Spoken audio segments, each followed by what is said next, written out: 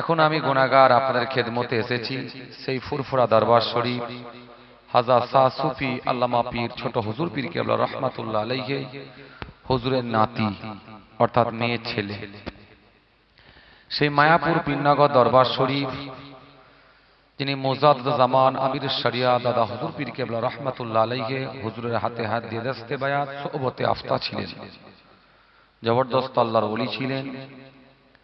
মায়াপুর পীরনগর পীর সাহেব নামে খ্যাত, সকলেই নাম শুনেছেন। সে হুজুর পীর কেবলার আমি পৌত্র গুনাহগার এসেছি, মোহাম্মদ মাহফুজুল্লাহ হুসাইনি এসে হাজিরা দিয়েছি। অল্প সময় বিক্ষিপ্ত আলাপ আলোচনা, শীতের রাত, ঠান্ডা রাত, শীতকে উপেক্ষা করে বড় কষ্ট করে আপনারা এসে বসেছেন। মাশাআল্লাহ, ভালো লাগছে আজকের মাহফিল। এই রেলিং দিয়ে ঘেরা আছে, কি এটা জলসার জন্য করা হয়েছে নাকি? ও আছে স্কুল মার গেট আপটা পুরো অন্যরকম হয়ে গেছে পুরো। মাশাআল্লাহ, ভালো লাগছে, পরিবেশটা খুব ভালো লাগছে আর দেখতেও খুব ভালো লাগছে। মাশাআল্লাহ, খুব সুন্দর করে সাজিয়েছেন, ওটা মসজিদ মনে হচ্ছে নাকি জি? মাশাআল্লাহ মাশাআল্লাহ, খুব ভালো লাগছে আজকের মাহফিল, খুব ভালো লাগছে আপনাদের আগমন, খুব ভালো লাগছে আপনাদের ঐক্য। মাশাআল্লাহ, বেশ কিছু মানুষ সকলে স্বতঃস্ফূর্তভাবে কিছু কোরআনের কথা, আমার আল্লাহ পাকের কথা, রাসূলুল্লাহর কথা, আউলিয়া কেরামদের কথা মনোযোগ সহকারে শ্রবণ করার উদ্দেশ্যে নেক নিয়েতে ঠান্ডা রাতে আপনারা এসে বসে আছেন। আগামীকাল যদি বলা হয় এই মাঠেতে বসলে 100 টাকা দেব, বসবে না? বসবে? আজ রাত 1টা পর্যন্ত ইনশাআল্লাহ আপনাদেরকে বসে থাকতে হবে কম বেশি। তো আগামীকাল যদি বলে দেয়া হয় এই মাঠেতে বসলে মাথা পিছু পার হেড 100 টাকা করে দেয়া হবে, লোক পাওয়া যাবে না। ঠিক বলছি না ভুল বলছি? কথা বলেন না কেন আপনারা? বলে এই তোর 100 টাকার ভুকো নাকি আমি? রাত 1টা পর্যন্ত বসিয়ে রেখে 100 টাকা করে দিবি? দরকার নাই, বসবো না। এমনও মানুষ আছে 500 টাকা বললেও বসবে না, এমনও মানুষ আছে কোটি কোটি টাকার মালিক, কিন্তু তারাও এই মাহফিলে এসে বসে একমাত্র আল্লাহর কোরআনের মহব্বতে, রাসূলুল্লাহর মহব্বতে, আল্লাহর ওলিদের মহব্বতে এসে বসে থাকে। কথা বলেন ঠিক কিনা? এসে বসে, সারা রাত ধরে বসে থাকে। আর এখানে যখন আমরা আসি আমাদের পরিচয় অন্য কোনো থাকে না। কে সিপিএম, কে তৃণমূল, কে বিজেপি, কে কংগ্রেস, এসব কোনো পরিচয় নাই। কে ধনী লোক, কে গরিব লোক, কে ফকির, কে আমির, কোনো পরিচয় নাই। পরিচয় একটাই, সেটা কি আল্লাহর বান্দা, রাসূলুল্লাহর উম্মত। আল্লাহর কোরআনের কথা কিছু শোনার জন্য আমরা গোলাম হিসাবে সেখানে হাজির হই। কথা ঠিক কিনা? সুতরাং এই জন্য আমরা এরকম মাহফিলগুলোতে অ্যাটেন্ড করি। ভাইরা আমার, দোস্তরা আমার, বাবাজিরা আমার, ভালো লাগছে আপনার আগমন। যে সমস্ত আমার সাথী মহব্বতের ভাইরা দাঁড়িয়ে আছেন বড় কষ্ট পাচ্ছেন, যদি একটু চেষ্টা করেন, জায়গা আছে, একটু গায়ে গায়ে বসলে মনে হয় কিছু মানুষ ঢুকে যেত। আপনারা অনেক মানুষ দাঁড়িয়ে আছেন, আমার মনে হয় সেই বাদ এসাতে কি আপনারা দাঁড়িয়ে আছেন, বড় কষ্ট পাচ্ছেন। আমার এই ডান দিকটা কিছুটা, পেছন দিকটা একটু ফাঁকে ফাঁকে, এই গ্যাপগুলোতে যদি ঢুকে যায় তাহলে আপনাদের কষ্টটাও একটু কম হতো। দাঁড়িয়ে না থেকে মনে হয় বসলে ভালো হতো। আর যদি বলেন না আমরা বেশিক্ষণের প্লেয়ার নয়, আমরা ফার্স্ট গিয়ারের থেকে ব্যাক গিয়ার লাগাতেই বেশি পছন্দ করি, 2-10 মিনিট আছি তারপরে ব্যাক গিয়ার দেবো, তাহলে আর কিছু বলার নাই। আর যদি মনে হয় না শেষ পর্যন্ত থাকবো, একবারে ট্রফি নিয়ে বাড়ি যাব, তাহলে ভালো করে প্রস্তুতি নিয়ে এসে বসলেই মনে হয় ভালো হয়। কথা ঠিক কি না? জি মাশাআল্লাহ, সন্ধ্যার পর থেকে যিনি উঠেছেন সবাইকে বোল্ড করে দিয়েছেন আপনারা। এখন আমাকে আউট করতে পারলি শেষ। কথা কন না কেন আপনারা? ঘুম পাচ্ছে নাকি আপনাদের? হ্যাঁ, আমাকে আউট করতে পারলি শেষ। সুতরাং আর একটা আছে, আউট করে দিতে পারলি ঝামেলা মিটে যাবে, বেশিক্ষণ নয়। সুতরাং কষ্ট আপনাদেরকে দেবো না, কষ্ট দিয়ে কোনো ইবাদত হয় না। কথা ঠিক কিনা? তো সেই জন্য খুব বেশি সময় নয়, সকলে চলে আসেন এই সুন্দর পাক মাহফিলের মধ্যে, চলে আসুন। অল্প সময় বিক্ষিপ্ত আলাপ আলোচনা করে আপনাদের খেদমত থেকে বিদায় নেব। আউযু বিল্লাহি মিনাশ শাইতানির রাজীম।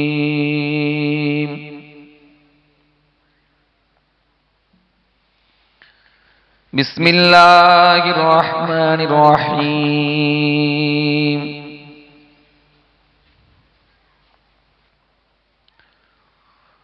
আলহামদুলিল্লাহ, আলহামদুলিল্লাহি নাহমাদুহু ওয়া নাস্তাঈনুহু ওয়া নাস্তাগফিরুহু ওয়া নু'মিনু বিহি ওয়া নাতাওয়াক্কালু আলাইহি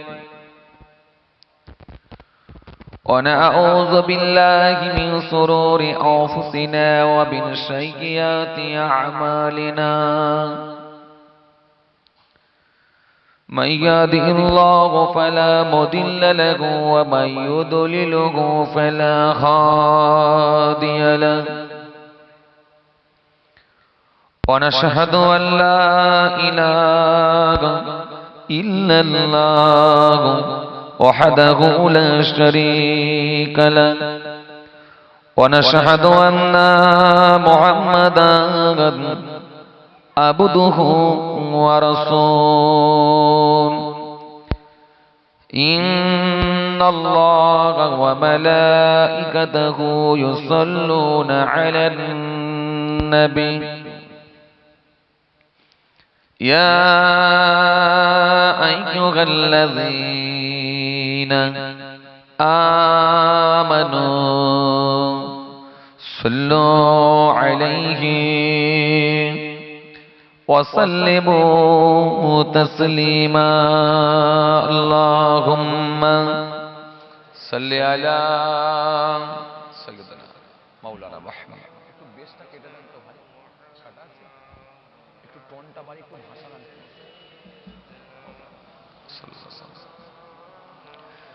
আওয়াজ করে পড়েন আল্লাহুম্মা সাল্লি আলা সাইয়্যিদিনা মাওলানা মুহাম্মদ ওয়া আলি সাইয়্যিদিনা।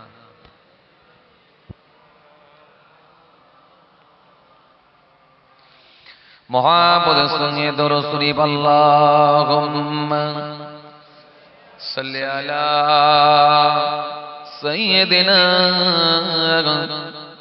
মাওলানা মুহাম্মদ ওয়া আলি সাইয়্যিদিনা মাওলানা মুহাম্মদ सल्लल्लाहु अलैहि वसल्लम। उनका दर चूमने का सिला मिल गया, सर उठाया तो मुझको खुदा मिल गया।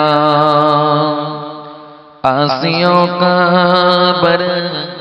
मर्तबा मिल गया, हस्र में दामनी मुस्तफा मिल गया। अल्लाहुम्मा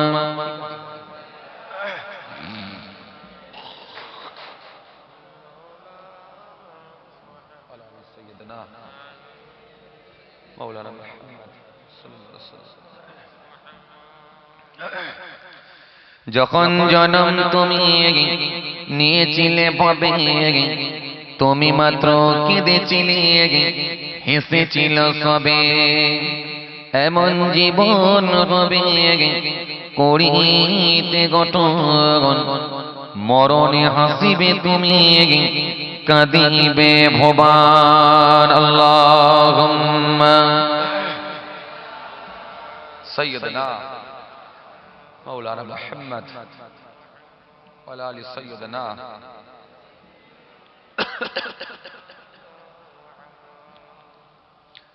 মুহাম্মদের সঙ্গে দরুদ শরীফ আল্লাহুম্মা মাওলানা মুহাম্মদ ওয়া আলি সাইয়্যিদিনা মাওলানা মুহাম্মদ সাল্লাল্লাহু আলাইহি ওয়াসাল্লাম। নবীজি যখন মদিনায় যায়, বাচ্চারা তখন ওয়েলকাম জানায়। ওয়াজাব শুকরু আলাইনা কয়, মিন সানিয়াতিল বিদা জানায়। আল্লাহুম্মা মাওলানা মুহাম্মদ ওয়া আলি সাইয়্যিদিনা মাওলানা মুহাম্মদ সাল্লাল্লাহু আলাইহি ওয়াসাল্লাম। স্বাগতম তোমায় আমার দেশে হ্যাঁ, স্বাগতম তোমায় এই মদিনায়। স্বাগতম তোমায় আমার দেশে হ্যাঁ, স্বাগতম তোমায় এই মদিনায়। নবীজি যখন মদিনায় যায়, বাচ্চারা তখন ওয়েলকাম জানায়। ওয়াজাব শুকরু আলাইনা কয়, মিন সানিয়াতিল বিদা জানায়। আল্লাহুম্মা সাইয়্যিদনা মাওলানা মুহাম্মদ ওয়া আলি সাইয়্যিদিনা মাওলানা মুহাম্মদ সাল্লাল্লাহু আলাইহি ওয়াসাল্লাম। নবীজি যখন মদিনায় যায়, বাচ্চারা তখন ওয়েলকাম জানাই ওয়াজাব শুকর আলাইনা কয় মিন সানিয়াতিল বিদা জানাই স্বাগতম তোমায় আমার দেশে স্বাগতম তোমায় এই মদিনায় জোরে বলেন না সুবহানাল্লাহ, আওয়াজ করে বলেন সুবহানাল্লাহ। আমার নবীকে দেখে মদিনার বাচ্চারা ওয়েলকাম জানাচ্ছে, স্বাগতম দিচ্ছে। তাই তারা কি বলছেন? স্বাগতম তোমায় আমার দেশে স্বাগতম তোমায় এই মদিনায়। জোরে করে হয় না? স্বাগতম তোমায় আমার দেশে স্বাগতম তোমায় এই মদিনায়। নবীজি যখন মদিনায় যায় বাচ্চারা তখন ওয়েলকাম জানায় ওয়াজাব শুকরু আলাইনা কয় মিন সানিয়াতিল বিদা জানাই আল্লাহুম্মা সাইয়্যিদানা মাওলানা মুহাম্মদ ওয়া আলা আলি সাইয়্যিদানা মাওলানা মুহাম্মদ সাল্লাল্লাহু আলাইহি ওয়াসাল্লাম। মিষ্টি মুখের মিষ্টি বলা কি সুন্দর দেখতে চোখের তারা। আমার নবী চাঁদ মুখখানা দেখতে কি সুন্দর, আমার নবী চোখের তারা দেখতে কি সুন্দর। তাই মদিনার বাচ্চারা কি বলছেন?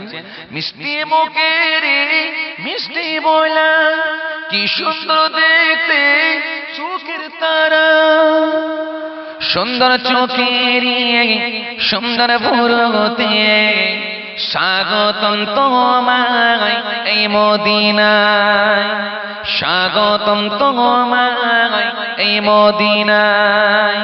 নবীজি যখন মদিনায় যায় বাচ্চারা তখন ওয়েলকাম জানায় ওয়াজাব শুকরু আলাইনা কয় মিন সানিয়াতিল বিদা জানাই স্বাগতম তোমায় আমার দেশে স্বাগতম তোমায় এই মদিনায় আল্লাহুম্মা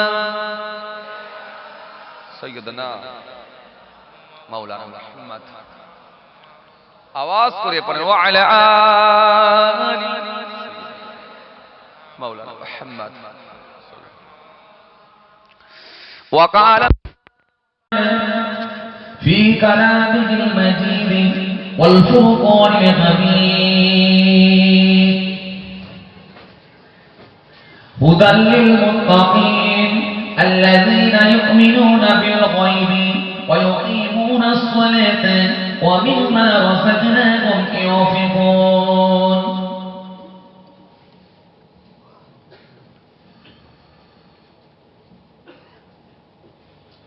وقال الله تعالى في كلامه المجيد والفرقان الحميد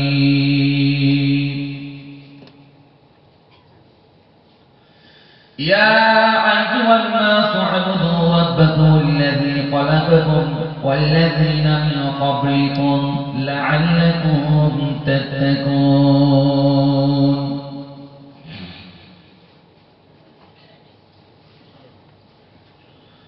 وقال الله تعالى في كلامه المجيد والفرقان الحميد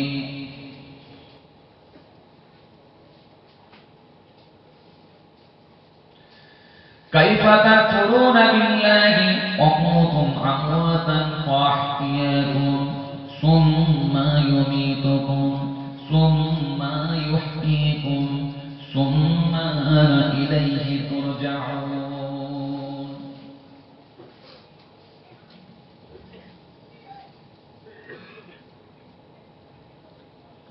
وقال الله تعالى في كلامه المجيد والفرقان الحميد يا أيها الذين طيبات ما أحل الله لكم ولا تعتدوا إن الله لا يحب المعتدين.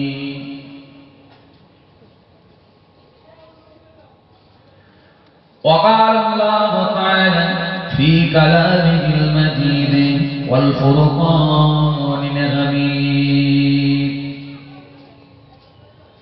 بل له ما في السماوات والأرض كل الله قانتون بديع السماوات والأرض وإذا قضى أمرا فإنما يقول له كن فيكون.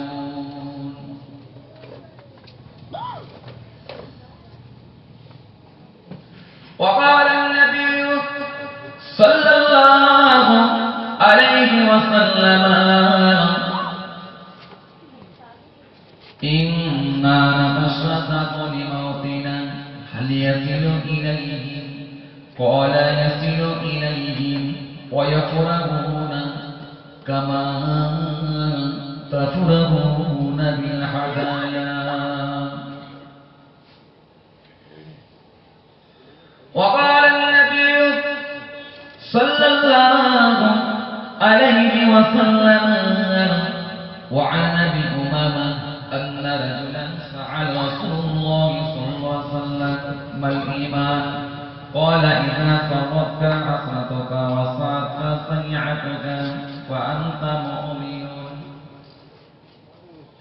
وقال النبي صلى الله عليه وسلم من زار قبر عبده أو أحدهما في كل جمعة غفر له وكتب برا إلى آخر الحديث أو كما قال.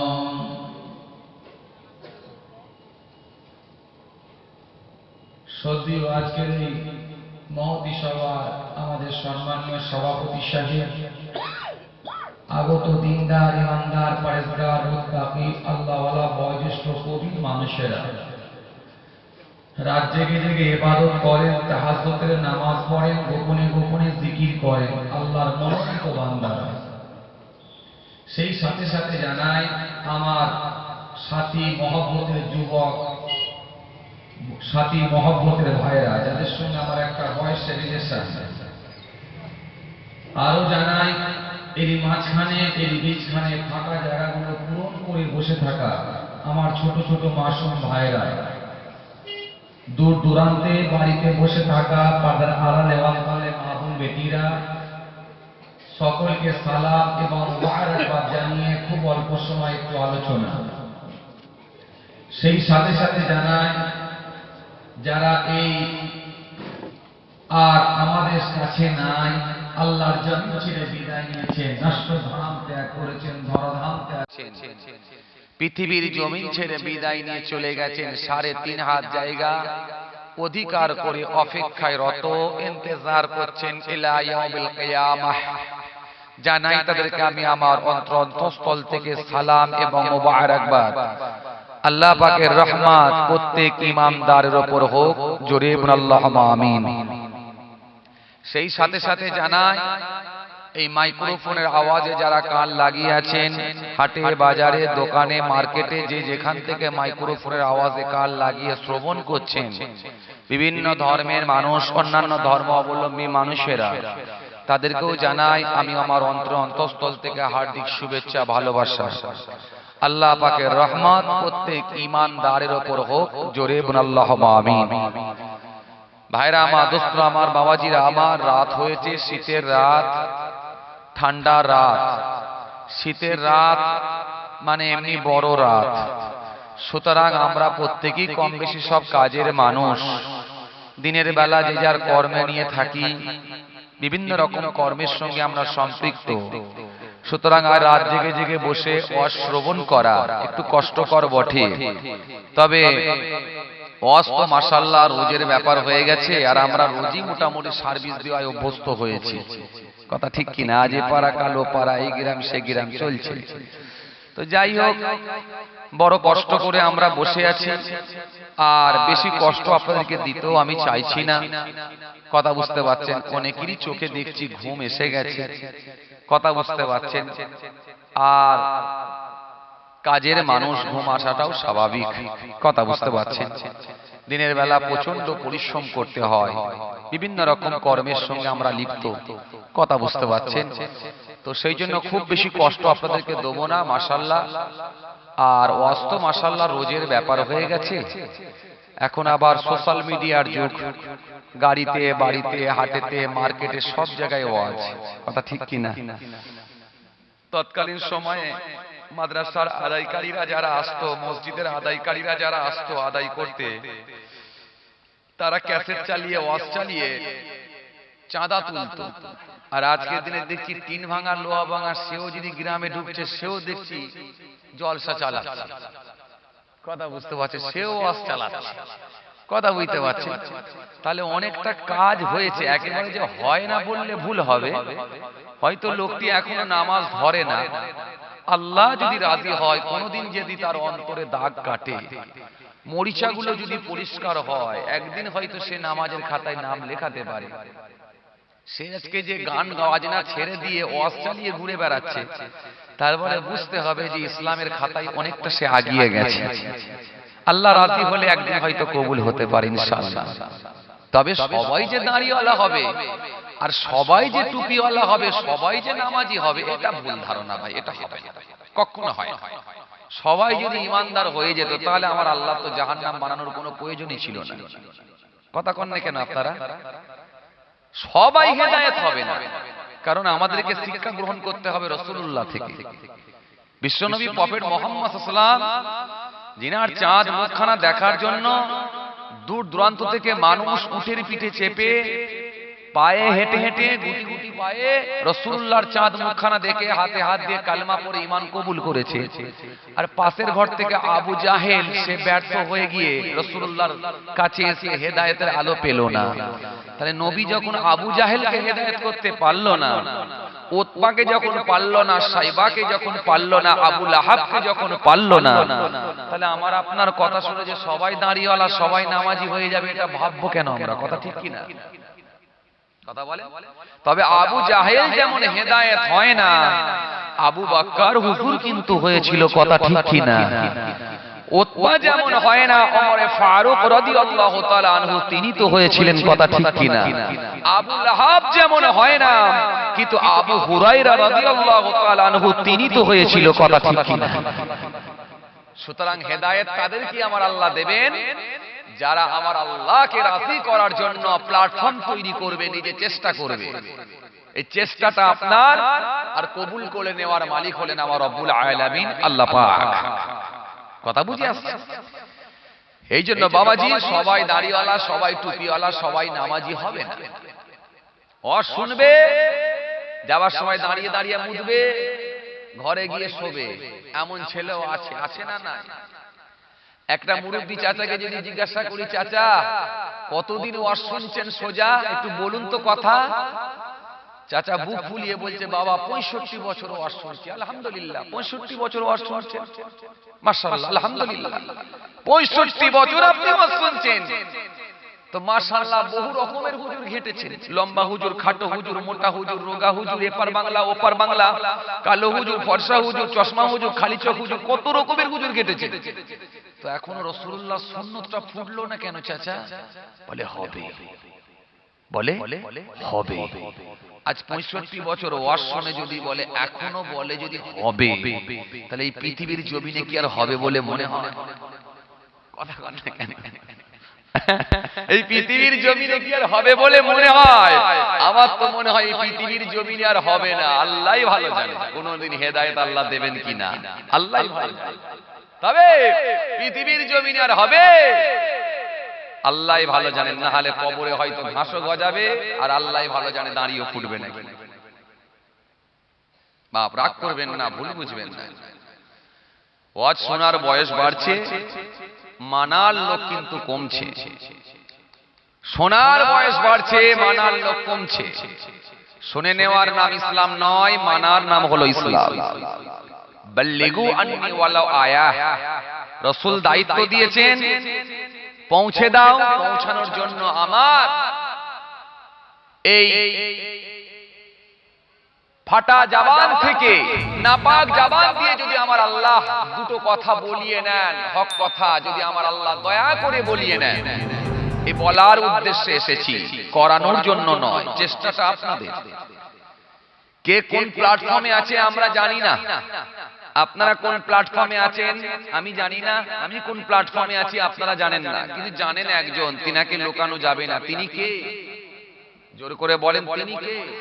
রব্বুল আলামিন, আল্লাহ পাক, যিনি ঘোষণা দিচ্ছেন লা তাখুযুহু সিনাতুন ওয়ালা নাওম, যিনার তন্দ্রা নাই, ঘুম নাই, আরাম নাই, বিশ্রাম নাই, আয়েস নাই, শান্তি নাই, যিনি ঘোষণা দিচ্ছেন ফাআইনামা তুআল্লু ফাসতামু ওয়াজহুল্লাহ, যিনি ঘোষণা দিচ্ছেন সায়াকুলু সুফাহা মিনান নাসি মা ওয়াল্লাহুম আন কিবলাতিহিম আল্লাতী কানু আলাইহা কুল লিল্লাহিল মাশরিক ওয়াল মাগরিব, যিনি একটা নয় একাধিক জায়গায় ঘোষণা দিয়েছেন তিনি কে, তিনার পরিচয় তুলেছেন।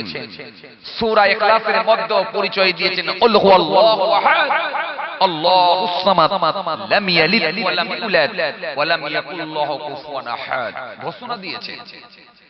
সুতরাং তিনি সর্বসময় সর্বদা সমস্ত কিছু খবর যিনি নোট করে রাখেন, সব খবর যিনার কাছে থাকে, তিনি কে? আওয়াজ করে বলেন, তিনি কে? রব্বুল আলামিন, আল্লাহ পাক সব খবর রাখেন, সব খবর তিনার কাছে আছে, লুকানো যাবে না, লুকানো যাবে না। এজন্য ভয় করতে হয় কাকে? আওয়াজ করে বলেন, কাকে? আল্লাহকে। এরকম মাহফিলে যখন আমরা আসি বলি ভয় করতে হয় আল্লাহকে, আর সকালবেলা বলি ভয় করতে হয় মেম্বারকে। সকালে বলি ভয় করতে হয় মেম্বারকে, আর এরকম মাহফিলগুলোতে যখন আসি বলি ভয় করতে হয় আল্লাহকে। আমার দিকে তাকান, ওদিকে একটা ইঞ্জিন ভ্যান আসছে, আমি বলে দিচ্ছি সব দায়িত্ব আমি নিয়েছি এখন কয়েক ঘন্টার জন্য, কোনো টেনশন নেই। ইঞ্জিন ভ্যান এলেও বলবো, টোটো গাড়ি এলেও বলবো, সাইকেল এলেও বলবো, কোনো দিকে তাকাবার দরকার নেই, তাকাবেন আমার দিকে। আমরা এরকম মাহফিলে যখন আসি বলি ভয় করতে হয় আল্লাহকে, সকাল হয়ে গেলে বলি ভয় করতে হয় মেম্বারকে। মেম্বার যদি বলে কাল বেলা 10টার সময় আমার অফিসে এসে দেখা করো, রাতের বেলা যদি বাপ মরেও যায় সকালবেলা বলবে চাদর ঢাকা দিয়ে রাখ, কাফন পরিয়ে রাখ, মেম্বার কি বলেছে একবার দেখা যাক। কথা কন না কেন আপনারা? হবে কি হবে না? কিন্তু এরকম মাহফিলে যখন আসবো তখন বলি ভয় করতে হয় আল্লাহকে। আরে আল্লাহর ভয় যদি থাকতো তাহলে জুম্মার নামাজ আজকে হতো, আল্লাহর ভয় যদি থাকতো তাহলে আসরের নামাজ হতো, আল্লাহর ভয় যদি থাকতো তাহলে মাগরিবের নামাজ হতো, আল্লাহর ভয় যদি থাকতো তাহলে এশার নামাজ হতো, আল্লাহর ভয় যদি থাকতো 50 বছর ছাড়িয়ে গেল তাহলে মুখে দাড়িগুলো ফুটে যেত। কথা হয়তো তেতো লাগতে পারে, বাপ খেলে কিন্তু উপকার আছে। রাগ করবেন না, ভুল বুঝবেন না, ওয়াজ কিছু নতুন নাই। তা'মুরুনা বিল মা'রুফ ওয়া তানহাউনা আনিল মুনকার, এই হচ্ছে আলোচনা। কোরআনে কারীম আমার আল্লাহ সুন্দর করে সাজিয়েছেন, 500 আয়াত আল্লাহ নিষিদ্ধ আয়াত দিয়েছেন, আদেশ আর নিষেধ মিলিয়ে 500 আয়াত দিয়েছেন। চলবে না চলবে, করো আর করো না, এটা নেবে না, এটা করবে না, এটা ধরবে না, ওখানে যাবে না, ওটা খাবে না, নিষিদ্ধ আয়াত দিয়েছেন 500 আয়াত। কোরআনে কারীমকে আমার আল্লাহ সুন্দর করে সাজিয়েছেন।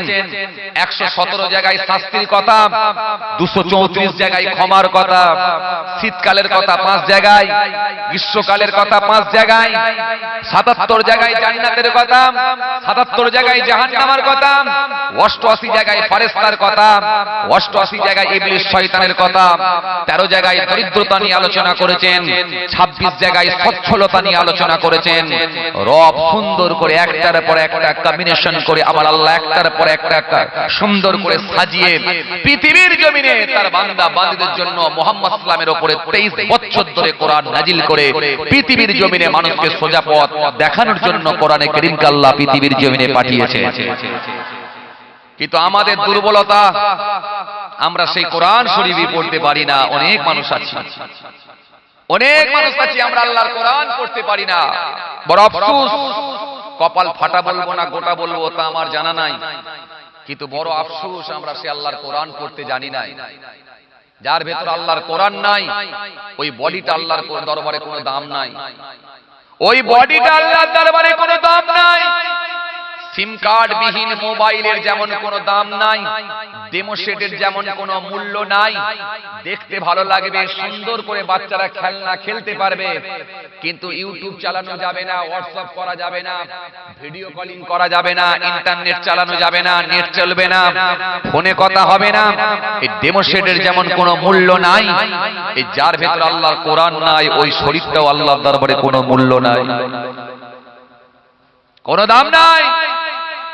আমরা যদি ইচ্ছা করতাম বিকেল বেলা সে আসরের নামাজ থেকে নিয়ে মাগরিবের নামাজ পর্যন্ত চায়ের দোকানে না বসে, সন্ধ্যায় মাগরিবের নামাজ পড়ে চায়ের দোকানে গিয়ে একেবারে সে রাত 10টা পর্যন্ত না বসে, আমরা যদি একটা টাইম ইচ্ছা করতাম যে আমরা মুরব্বি বুড়ো হয়ে গেছি, বয়স হয়েছে তো কি হয়েছে, আরো 10টা বুড়ো লোককে একসঙ্গে জমা করে ঐক্যবদ্ধ হয়ে মসজিদের হাফেজ সাহেবকে বলতাম, হাফেজ সাহেব কিছু অর্থ আমরা ধরে দিচ্ছি, একটা টাইম আমাদেরকে দেন, আমরা বুড়ো লোকেরা কিছু নামাজের মসলা শিখবো, আমরা বুড়ো লোকেরা বুড়ো বয়সে আল্লাহর কোরআনটা একটু পড়া শিখবো, নিশ্চয়ই আমরা শিখতে পারতাম।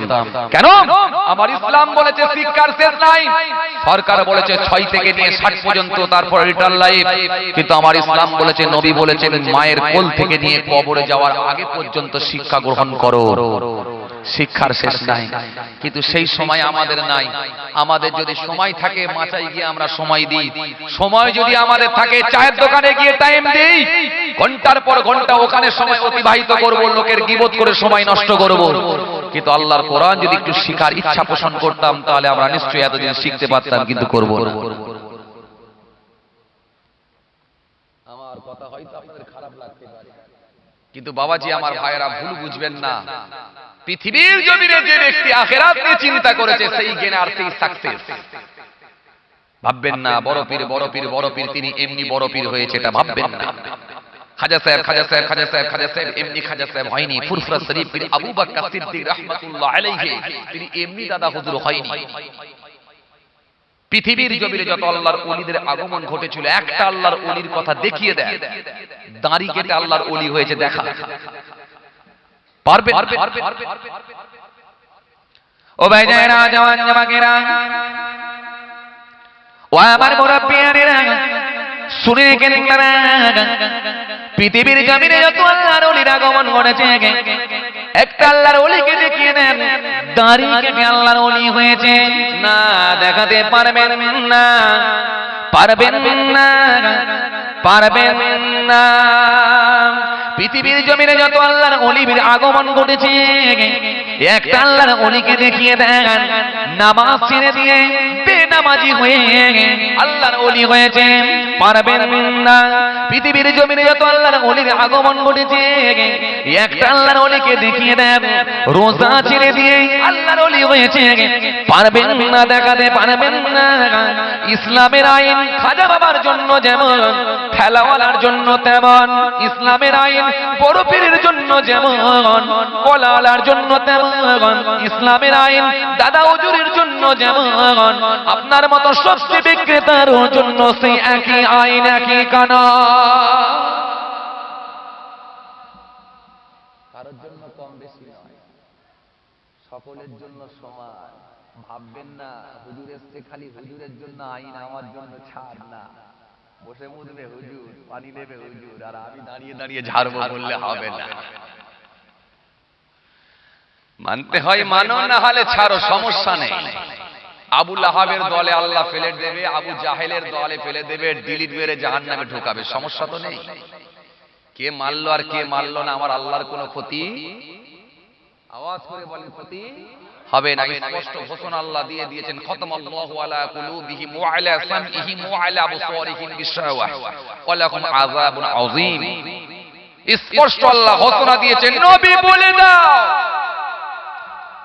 ওরা নাই মানব চিন্তা নাই, মানে না তো কি হয়েছে, তাদের অন্তরে আমি আল্লাহ মোহর মেরে দিয়েছি, সিল মেরে দিয়েছি, তাদের কানেতে আমি আল্লাহ পর্দা লাগিয়ে দিয়েছি, ওয়াইলা আবসারিহিম চোখের উপরে আমি আল্লাহ গিশাওয়াতুন স্পট মেরে দিয়েছি, পর্দা লাগিয়েছি, ওয়ালাহুম আযাবুন আযীম, তাদের জন্যই রয়েছে কঠিন কঠিন ভয়ঙ্কর আযাব।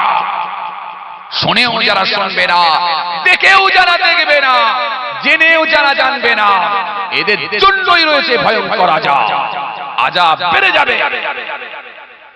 40 বছর ওয়াজ শুনেছে, এক ওয়াক্ত নামাজ পড়ে না। 65 বছর ওয়াজ শুনেছে, রাসূলুল্লাহর সুন্নাত মুখে দাঁড়িয়ে ফোটায় না। 20 বছর ওয়াজ শুনেছে, বসে পেচ্ছাপ করে না। 30 বছর ওয়াজ শুনেছে, এক বছর সারা বছরের মধ্যে একটা মাস রোজা রাখে না, শরীয়তের হুকুম একটাও মানে না। এদের জন্য রয়েছে কঠিন আযাব। সব আমাদের জানা দরকার, শুধু কথা বলেন মানা। মানলি গেনার, মানলি সাকসেস। যে মেনেছেন তিনি আল্লাহর ওলি হয়ে গেছেন। কারণ ওলির দরজা কিয়ামত পর্যন্ত খোলা আছে, নবীর দরজা বন্ধ হয়েছে, রাসূলের দরজা বন্ধ, কিন্তু ওলির দরজা তো খোলা। এজন্য বাপ, দুটো কথা যদি মনে রাখা যায়, ইত্তাকুল্লাহ, আল্লাহর ভয়, আর দ্বিতীয় নম্বর মওত খুব কাছে, মওত খুব নিকটে, এটা যদি মনে করা যায়, তাহলে আমার মনে হয়, আমার দৃঢ় বিশ্বাস, আমরা পৃথিবীর জমিনে অনেক রকমের পাপ থেকে ইনশাআল্লাহ আমরা বাঁচতে পারবো। যদি মওতকে কাছে মনে করি। কিন্তু সমস্যাটা কোথায় জানেন? মওতকে আমরা অনেক দূরে মনে করে দিয়েছি, অনেক দূরে পাঠিয়ে দিয়েছি, অনেক দূরে পাঠিয়ে দিয়েছি। এই আজ জুম্মা বাদে ছোট ছোট একটা মাসুম বাচ্চা, 1.5 মাসের বাচ্চা, 1.5 মাসের, একদিন দুদিন নয়, 2-10 বছর 20 বছরের নয়, 1.5 মাসের বাচ্চাকে দাফন করা হলো। 1.5 মাসের বাচ্চার জানাজা নামাজ পড়লাম। 1.5 মাসের বাচ্চা, গত রাত্রি পর্যন্ত বাচ্চা সুস্থ, ভোরের বেলা মায়ের স্তন থেকে দুধ পর্যন্ত খেয়েছে, অথচ সকালবেলা মা ঘুম থেকে উঠে দেখে বাচ্চার ঘুমায়, ওঠে না, বাচ্চার ওঠে না। 1.5 মাসের বাচ্চা, মা কেঁদে কেঁদে অস্থির, বাপ কেঁদে কেঁদে অস্থির। 1.5 মাসের বাচ্চা, সুস্থ বাচ্চা, কোনো রোগ নাই, অথচ ইন্তেকাল হয়ে গেল। কেন আমরা ভাবছি যে সাদা চুল হলে মরবো? কেন আমরা ভাবছি 32টা দাঁতের মধ্যে 30টা দাঁত ভাঙলে তারপরে মরবো? কেন আমরা ভাবছি যে আমাদের দাড়িগুলো সাদা হয়ে গেলে তারপরে মরবো? এই মওতকে যদি নিকটে মনে করতাম পৃথিবীর জমিনে, তাহলে আমরা সোজা পথের পথিক হতে পারতাম। যাদের জন্য জান্নাত কনফার্ম হয়ে গিয়েছিল, পৃথিবীর জমিনে রাসূলুল্লাহ ঘোষণা দিয়েছেন, জান্নাতি সাহাবা বলে ঘোষণা দিয়ে দিয়েছেন, তারা মৃত্যুর ভয়ে কাঁদছে, আর আমরা মৃত্যুকে কোনো ব্যাপারই মনে করি না।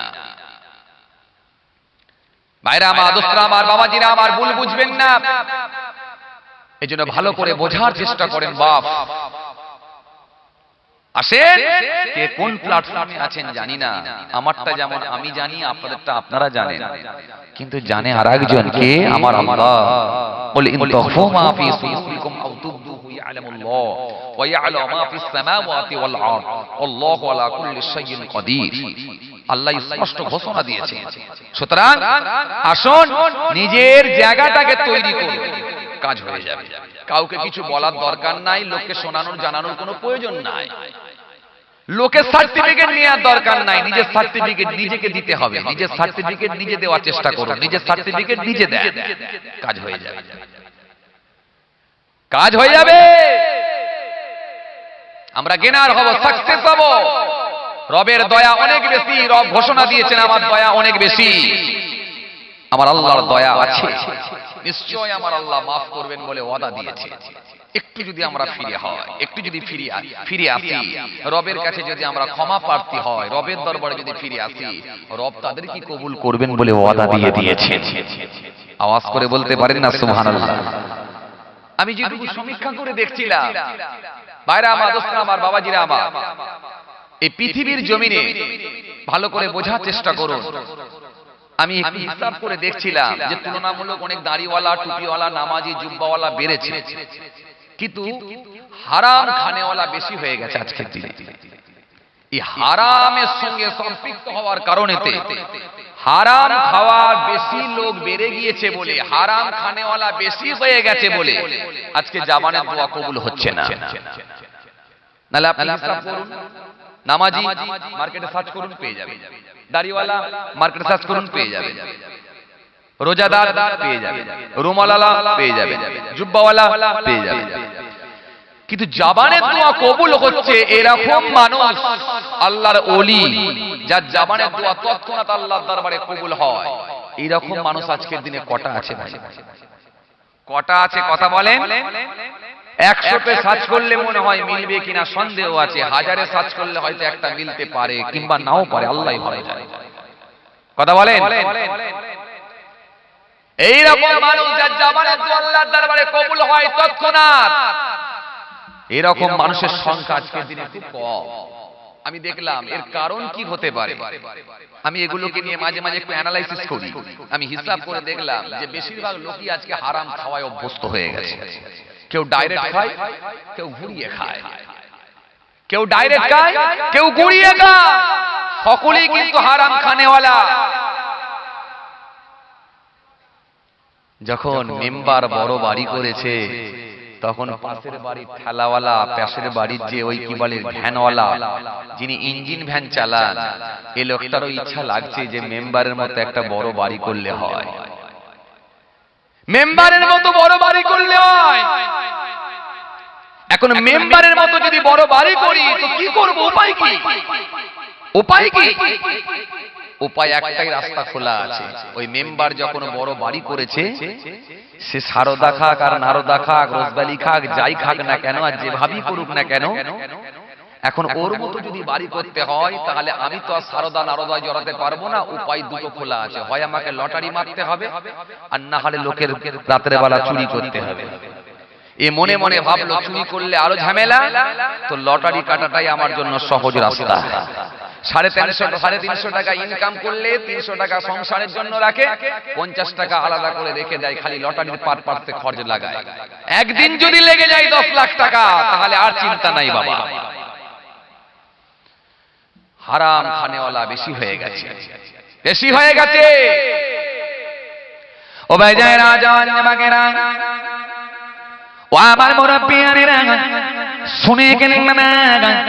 বিশ্বনবী আমার সুন্দর করে বললেন, ইয়াতি আলান নাসি জামানুন লা ইউবালিল মারউ মা খাযা মিনহু আমিনাল হালাল আমিনাল হারাম। বিশ্বনবী বললেন, অতি সত্তর মানুষের সম্মুখে এমন একটা জামানা আসবে, অতি সত্তর মানুষের সামনে এমন একটা দিন আসবে, কেউ কারোর পরোয়া করবে না, কেউ কাউকে মানা মানি বলে থাকবে না, ছোট আর বড়কে মানবে না, বিবি আর স্বামীকে মানবে না, শিষ্য আর গুরুকে মানবে না, ছাত্র আর উস্তাদকে মানবে না, কেউ কাউকে মানা মানি বলে থাকবে না। রাসূলুল্লাহ বললেন, কে কোন উপায়ে মাল লাভ করবে, কে কোন উপায়ে মাল লাভ করবে, দেখা দেখিও কিন্তু থাকবে না। আমি রাসূলুল্লাহ বলি খালি একটাই কথা, যে কোনো উপায়ে আমাকে বড়লোক হতে হবে, হাকিনা। সব হারাম খায় অভ্যস্ত, বেশিরভাগ লোক, 100টার মধ্যে 95টা লোক হারাম খাচ্ছে। আমরা বুঝতেই পারি না 95টা লোক হারাম খাচ্ছে। কে বলছে খায় না? হাজী সাহেব, হাজী সাহেবকে দেখলে জান ঠান্ডা হয়ে যায়। পা পর্যন্ত জামা, ঘাড়ে রুমাল, এই বড় দাড়ি, চোখে চশমা, এলাকায় গেলে চেয়ার ছেড়ে দেয়। হাজী সাহেব বসে, খবর নিয়ে দেখা যাচ্ছে হাজী সাহেবের ছেলের বেটার বিয়ে হচ্ছে, 5.5 লাখ টাকা পণ নিচ্ছে। সে কি রে, এরকম হচ্ছে কেন? এই কি খবর? হাজী সাহেব যখন একটু ফুসফুস করে বলতে যায়, বলে বাবা সংসারের দায়িত্ব আমার উপরে নাই, ও সব কথা আমাকে বলুনি, যা দায়িত্ব আমার শালা বাবুর উপরে দেওয়া আছে। একটু ঘুরিয়ে খায়, জিনিসটা একই, জিনিসটা একই, একটু ঘুরিয়ে খায়, অত সহজ নয়। ও ভাই যায় রাজান জামাকেরা, ও আমার মুরব্বিয়ানেরা, শুনে গেলেন না? বিশ্বনবী বললেন, এমন একটা সময় আসবে কেউ হারাম থেকে নিষ্কৃতি পাবে না, কেউ হারাম থেকে রিহাই পাবে না। দাড়িওয়ালা হোক টুপিওয়ালা হোক, কেউ ডাইরেক্ট খাবে, কেউ দেবে ঘুরিয়ে খাবে। লোকটা বড় নামাজি, জান ঠান্ডা হয়ে যায়, অথচ যদি একবার খবর নিয়ে দেখা হয় ওনার বৌমাটা দেখবে বন্ধন কোম্পানির 1 নাম্বার হয়ে আছে। পাড়ার মহিলাদের মধ্যে ওনার বৌমাকে হেড করে দিয়ে সকল মহিলাকে একত্রিত করার দায়িত্ব ওনার ওপরই আছে।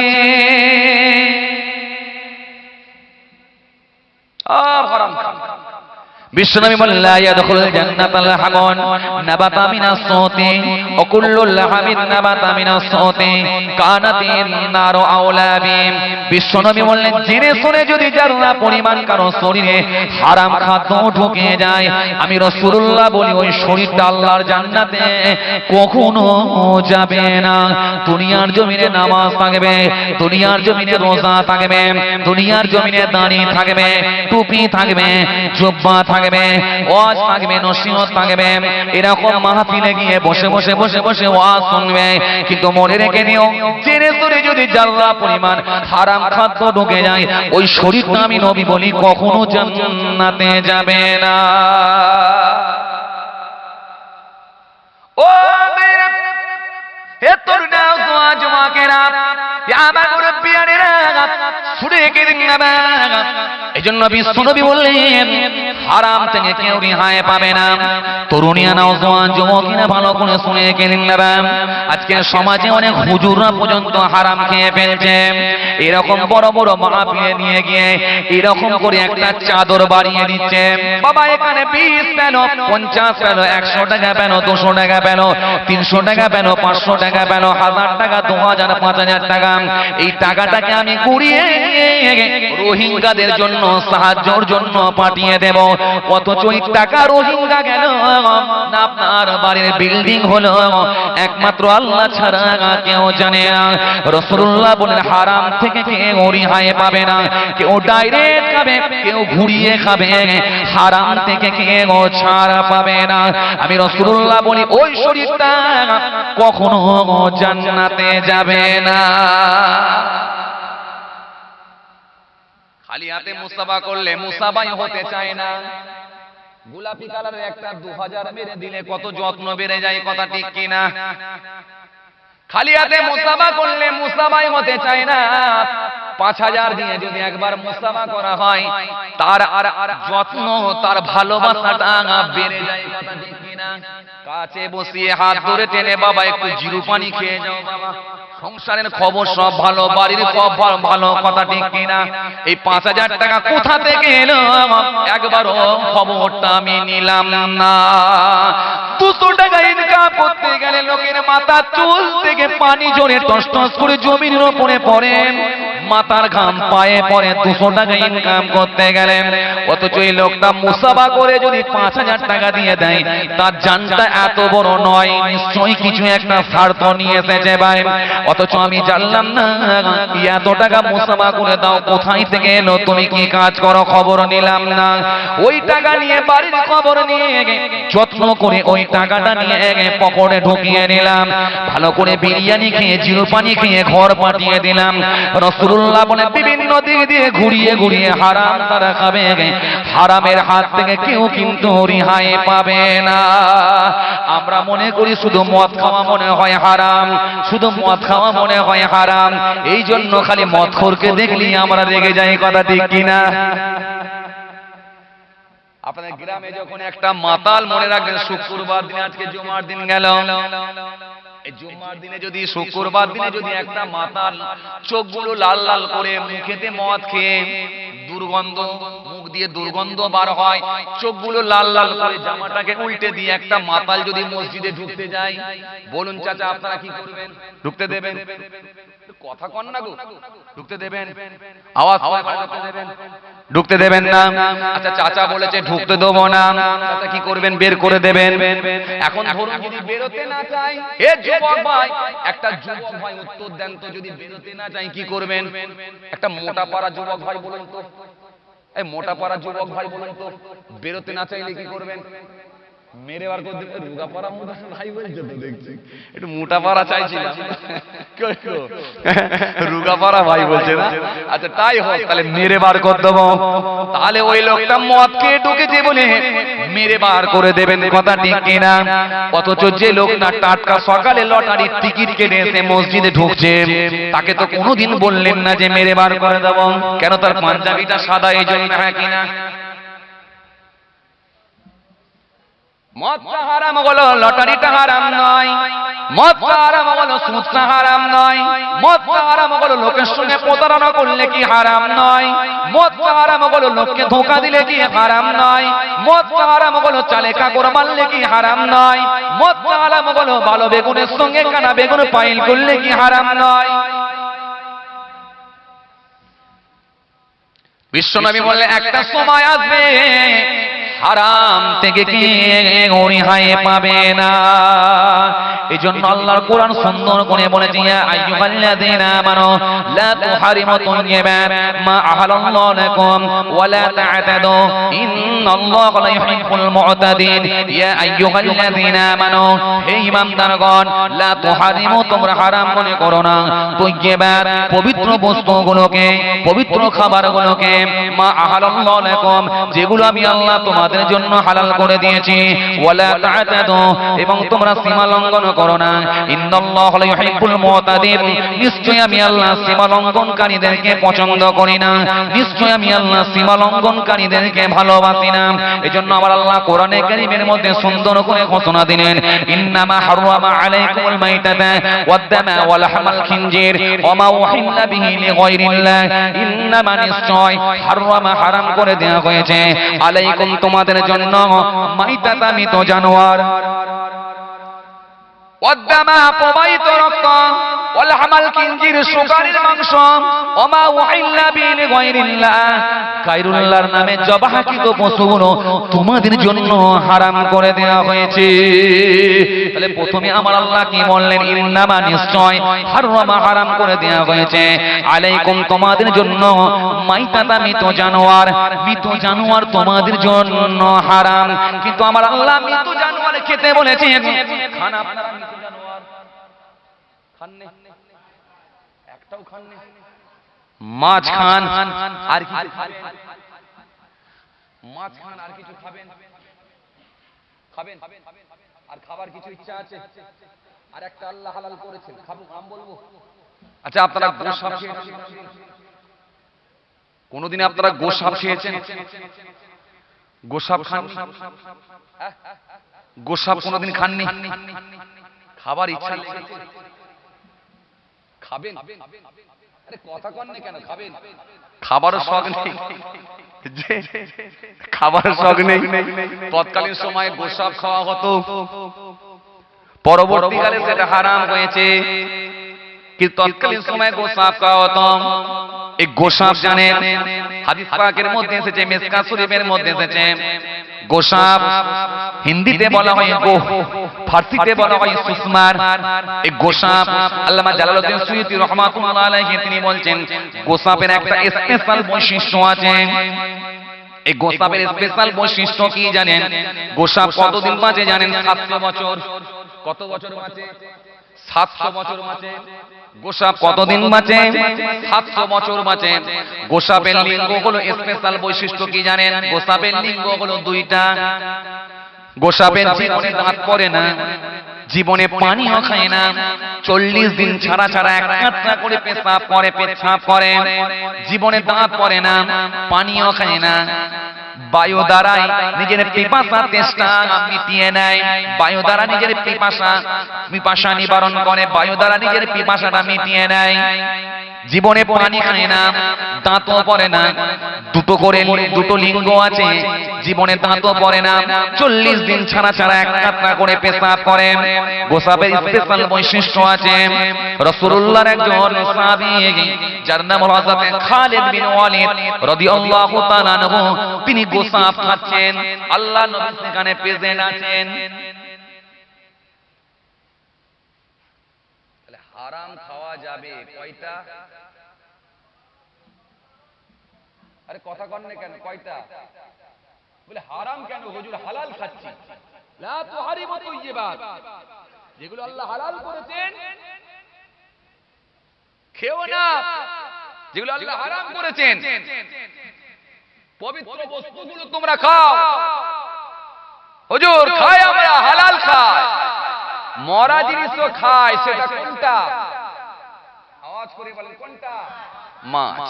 আর একটা খাবার যদি খেতে চান আমি বলছি, তবে গোশাব আর খাওয়া যাবে না। খেয়েছিল তিনি, আপনাদেরকে বলে দেব কিভাবে খেয়েছিল, রাসূল কি বলেছিলেন সেটা বলবো। কথা বুঝে আসছে?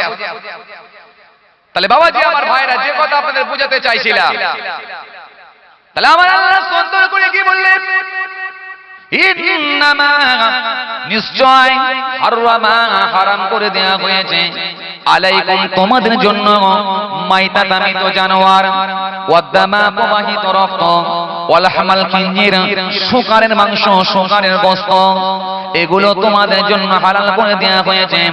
ওমা ওয়াহিল্লা বিহি লিগায়রিল্লাহ, ওমা ওয়াহিল্লা বিহি লিগায়রিল্লাহ, গায়রুল্লাহর নামে জবাকৃত পশু, এগুলো আল্লাহ বলেন তোমাদের জন্য হারাম করে দেয়া হয়েছে।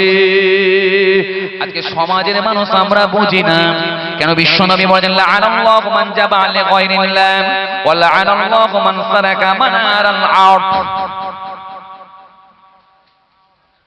আজকে সমাজের মানুষ আমরা বুঝি না, হারাম খাওয়ায় আমরা অভ্যস্ত হয়ে গেছি।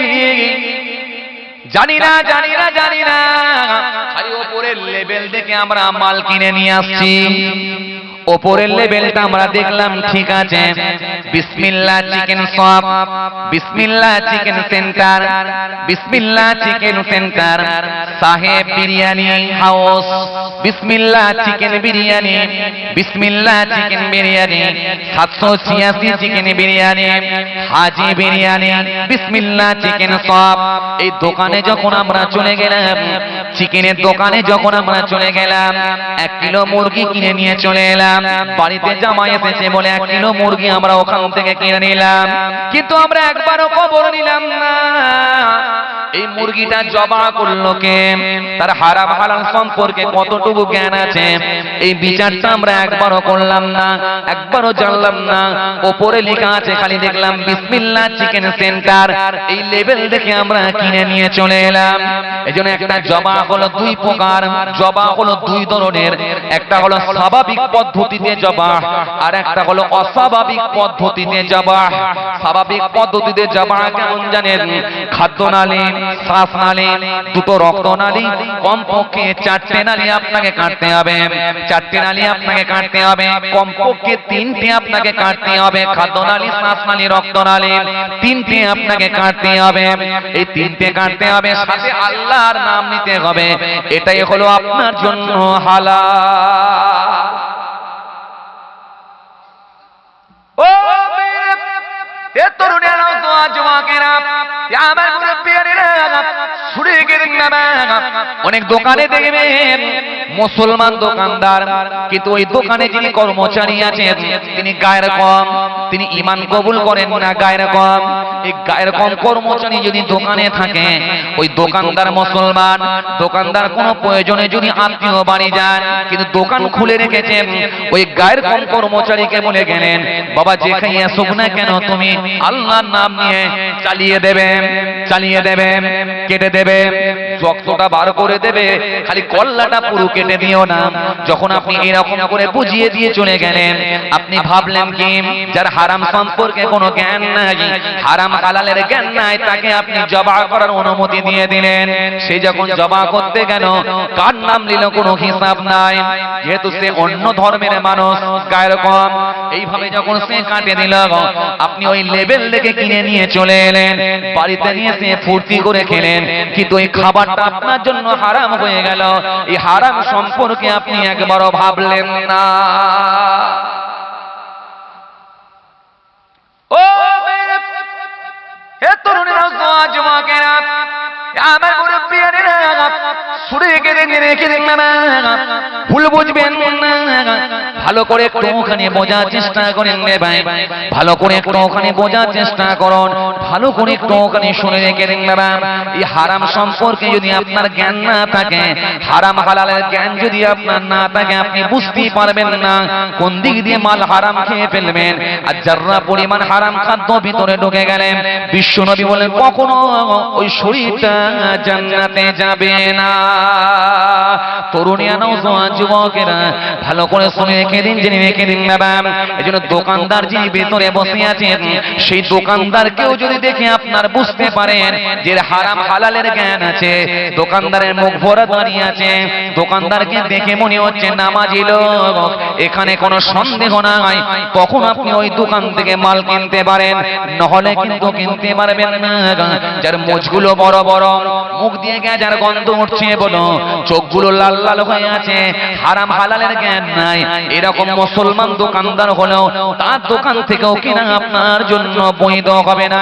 কারণ যার নিজের হারাম হালালের জ্ঞান নাই, যে নিজে হারাম খেতে অভ্যস্ত, সে হারাম খাওয়াতেও কিন্তু লেট করবে না। 520 হিজরিতে বাগদাদের জমিনে মানসুরের পুত্র জাফর রাশিদ বিল্লাহ এক টুকরা আসরাফি নিয়ে, স্বর্ণ মুদ্রা নিয়ে বড় পীর আব্দুল কাদের জিলানী রহমাতুল্লাহ আলাইহি হুজুরের জন্য পাঠিয়ে দিলেন, যাও বড় পীর সাহেবকে দাও। বড় পীরকে দিয়েছো, উপঢৌকন শুরু দাও। স্বর্ণ মুদ্রা যখন বড় পীরের কাছে নিয়ে আসা হয়েছে, আল্লাহর ওলি বড় পীর আব্দুল কাদের জিলানী রহমাতুল্লাহ আলাইহি তিনি বলেন, বাবা আমি নেব না, আমি নেব না। হুজুর আপনাকে নিতেই হবে।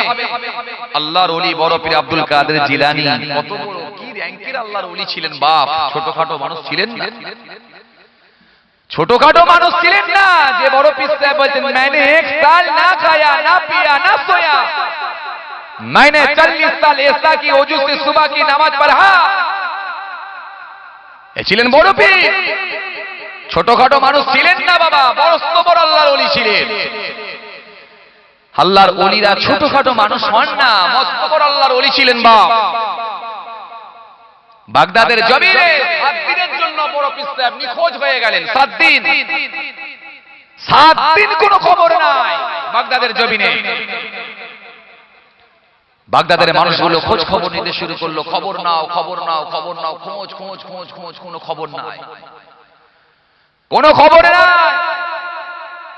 7 দিন পরে খবর এলো, বড় পীর আব্দুল কাদের জিলানী রহমাতুল্লাহ আলাইহি তিনি দরিয়ার উপর দিয়ে হেঁটে হেঁটে হেঁটে হেঁটে হেঁটে হেঁটে চলে যাচ্ছেন। একটু জোরে বলবেন না, দরিয়ার উপর দিয়ে হেঁটে হেঁটে চলে যাচ্ছে বড় পীর আব্দুল কাদের জিলানী রহমাতুল্লাহ আলাইহি। বাগদাদের মানুষগুলো বলল, দরিয়ার উপরে, পানির উপরে, চলো পানির উপরে গিয়ে হুজুরকে দাঁড়াও, পানির সাইড থেকে গিয়ে আমরা চিৎকার করব। ছুটে ছুটে ছুটে ছুটে পানির ধারে এসে হাজির হয়ে গেল। বাগদাদের মানুষগুলো দরিয়ার ও ও মাজাজমাকেরা, হে আমার মুরব্বিয়ানেরা, বাবারা শুনে নিন, জিনে নিন। বাগদাদের মানুষগুলো দরিয়া ধারে এসে হাজির হয়ে গেল, চিৎকার মেরে আওয়াজ দিয়ে বলল, ওগো আল্লাহর ওলি, আমাদের ছেড়ে যাবেন না, আমাদের ছেড়ে যাবেন না, ফিরে আসুন, ফিরে আসুন, ফিরে আসুন। হযরত বড় পীর আব্দুল কাদের জিলানী রহমাতুল্লাহ আলাইহি হুজুর আমার ইসমাইল বললেন, বাবারা তোমরা ওযু করে নাও, ওযু করে সকলে লাইন দিয়ে দাঁড়িয়ে যাও। বাগদাদের মানুষগুলো ওযু করে নিয়ে দরিয়া ধারে কিনারার উপরে সকলে দাঁড়িয়ে গেলেন লাইন দিয়ে। হযরত বড় পীর আব্দুল কাদের জিলানী রহমাতুল্লাহ আলাইহি হুজুর আবার আস্তে আস্তে আস্তে আস্তে কিনারার ধারে আসছেন। কিছুটা আসার পরে আল্লাহর ওলি পানির উপরে দাঁড়িয়ে গেলেন, হাত দোকান আল্লাহর দরবারে দোয়া চাইলেন। সঙ্গে সঙ্গে দেখা যায় আল্লাহর আকাশ থেকে একদল মালায়েকা ফেরেশতারা এসে হাজির হয়ে গেল। আরো জোরে বলেন, আরো জোরে বলেন। আল্লাহর আসমান থেকে একদল মালাইকা মাঝখানে এসে হাজির হয়ে গেল। আল্লাহর ওলি বড় পীর আব্দুল কাদের জিলানী হাত যখন আল্লাহ দরবারে তুললেন, মুহূর্তের মধ্যে দেখা যায় আল্লাহর হুকুমে একদল জিনের আগমন ঘটল। হযরতে বড় পীর আব্দুল কাদের জিলানী রাহমাতুল্লাহ আলাইহি কিবলার দিকে মুখ করে দাঁড়িয়ে গেলেন। একদল ফেরেশতা লাইন দিয়ে দাঁড়িয়ে গেলেন, ওরই পিছনে একদল জিন জাতি লাইন দিয়ে দাঁড়িয়ে গেলেন, ওরই পিছনে শুকনো আড়ার উপরে একদল মানুষ বাগদাদের মানুষ দাঁড়িয়ে গেলেন। হযরত বড় পীর আব্দুল কাদের জিলানী সকলের ইমাম হয়ে গিয়ে বড় পীর সাহেবের জীবনের মধ্যে পাওয়া যায় গনিয়াতুত তালেবিন। এরকম করে বড় পীরের যে কিতাবগুলো আছে ওই কিতাবের মধ্যে পাওয়া যায় বড় পীর আব্দুল কাদের জিলানী ওই জিন জাতি ফেরেশতা মানুষ জাতি সকলের ইমাম হয়ে গিয়ে আল্লাহর ওলি জামাতের সঙ্গে পানির উপরে দাঁড়িয়ে দাঁড়িয়ে নামাজ পড়িয়ে দিলে। এটা ছিলেন বড় পীর আব্দুল কাদের জিলানী। বাবা ছোটখাটো মানুষ ছিলেন না, হ্যাঁ মস্ত বড় আল্লাহর মাহবুব বান্দা ছিলেন। যে বড় পীর সাহেব বলেন मैंने 40 साल ऐसा की वजू से सुबह की नमाज पढ़ा, 40 বছর এসার ওজুতে ফজরের নামাজ পড়েছি। এটা ছিলেন বড় পীর। সেই বড় পীরকে তোহফা নিয়ে এসে দিচ্ছে কে? কে? জাফর রাশিদ বিল্লাহ, বাগদাদের যিনি অধিপতি ছিলেন 520 হিজরিতে। মন্ত্রীর হাত দিয়ে যখন ওই স্বর্ণ মুদ্রাগুলো বড় পীরের কাছে পৌঁছে দেওয়া হলো, আল্লাহর ওলি বড় পীর সাহেব বলেন বাবা আমি নেব না, আমি নেব না, হুজুর আপনাকে নিতে হবে। বললেন না আমি নেব না। আল্লাহর ওলিদের কোনো লোভ থাকে না, আল্লাহর ওলিদের কোনো লালসা চাহিদা থাকে না। কেননা দুনিয়ার লোভ, দুনিয়ার আয়েশ, দুনিয়ার শান্তি করার জন্য তারা আসে না। আল্লাহর ওলি বললেন বাবা আমি কিছু নেব না। মানসুরের পুত্র রাশিদ বিল্লাহ তিনি পাঠিয়েছেন, মন্ত্রী এসে দিচ্ছে হুজুর নেন, বিয়াদবি নেবেন না হুজুর, দয়া করে আপনি আমার বাচ্চার ওপর কোনটা গ্রহণ করুন হুজুর। জোর করে যখন হুজুরকে দেয়া হলো, হযরতে বড় পীর আব্দুল কাদের জিলানী রাহমাতুল্লাহ আলাইহি যখনই তিনি হাতে করে একবার খালি ওই স্বর্ণ মুদ্রাগুলো ধরলেন, স্বর্ণ মুদ্রাগুলো ধরার সাথে সাথে দেখা যায় ওই আগুনের ফাঁক দিয়ে কাঁচা রক্ত টস টস টস টস করে জমিনের উপরে পড়তে লাগলো। দরবারের মানুষগুলো হতভম্ব হয়ে গেল, মন্ত্রী হতভম্ব হলো, সকলে বিস্মিত হলো, অবাক হয়ে গেল, সকলের মনটা খারাপ হয়ে গেল। ওই স্বর্ণ মুদ্রাগুলো গলে গলে গলে গলে হাতের ফাঁক দিয়ে টস টস করে কাঁচা রক্ত পড়তে লাগলো। আগুনের ফাঁক দিয়ে কাঁচা রক্ত পড়ছে, যেমন আমরা হাতে করে পানি নিলে এই আগুনের ফাঁক দিয়ে বেরিয়ে যায়, আগুনের ফাঁক দিয়ে কাঁচা রক্ত টস টস করে জমির উপরে পড়তে লেগেছে। অবাক মন্ত্রী চমকে উঠেছে, হুজুর এরকম কেন হলো হুজুর? আমি ভালো স্বর্ণ মুদ্রা আপনার হাতে দিলাম, আপনার হাত পরিষ্কার ছিল হুজুর, রক্ত বের হচ্ছে কেন হুজুর? সবাই চিন্তিত, হায় হায় কি হলো?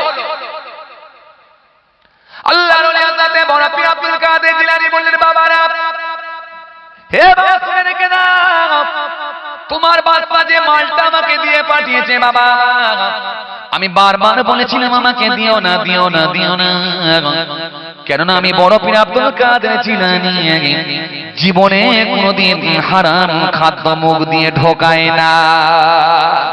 জীবনে হারাম খাদ্য আমার পেটের মধ্যে কোনোদিন প্রবেশ করতে পারে না।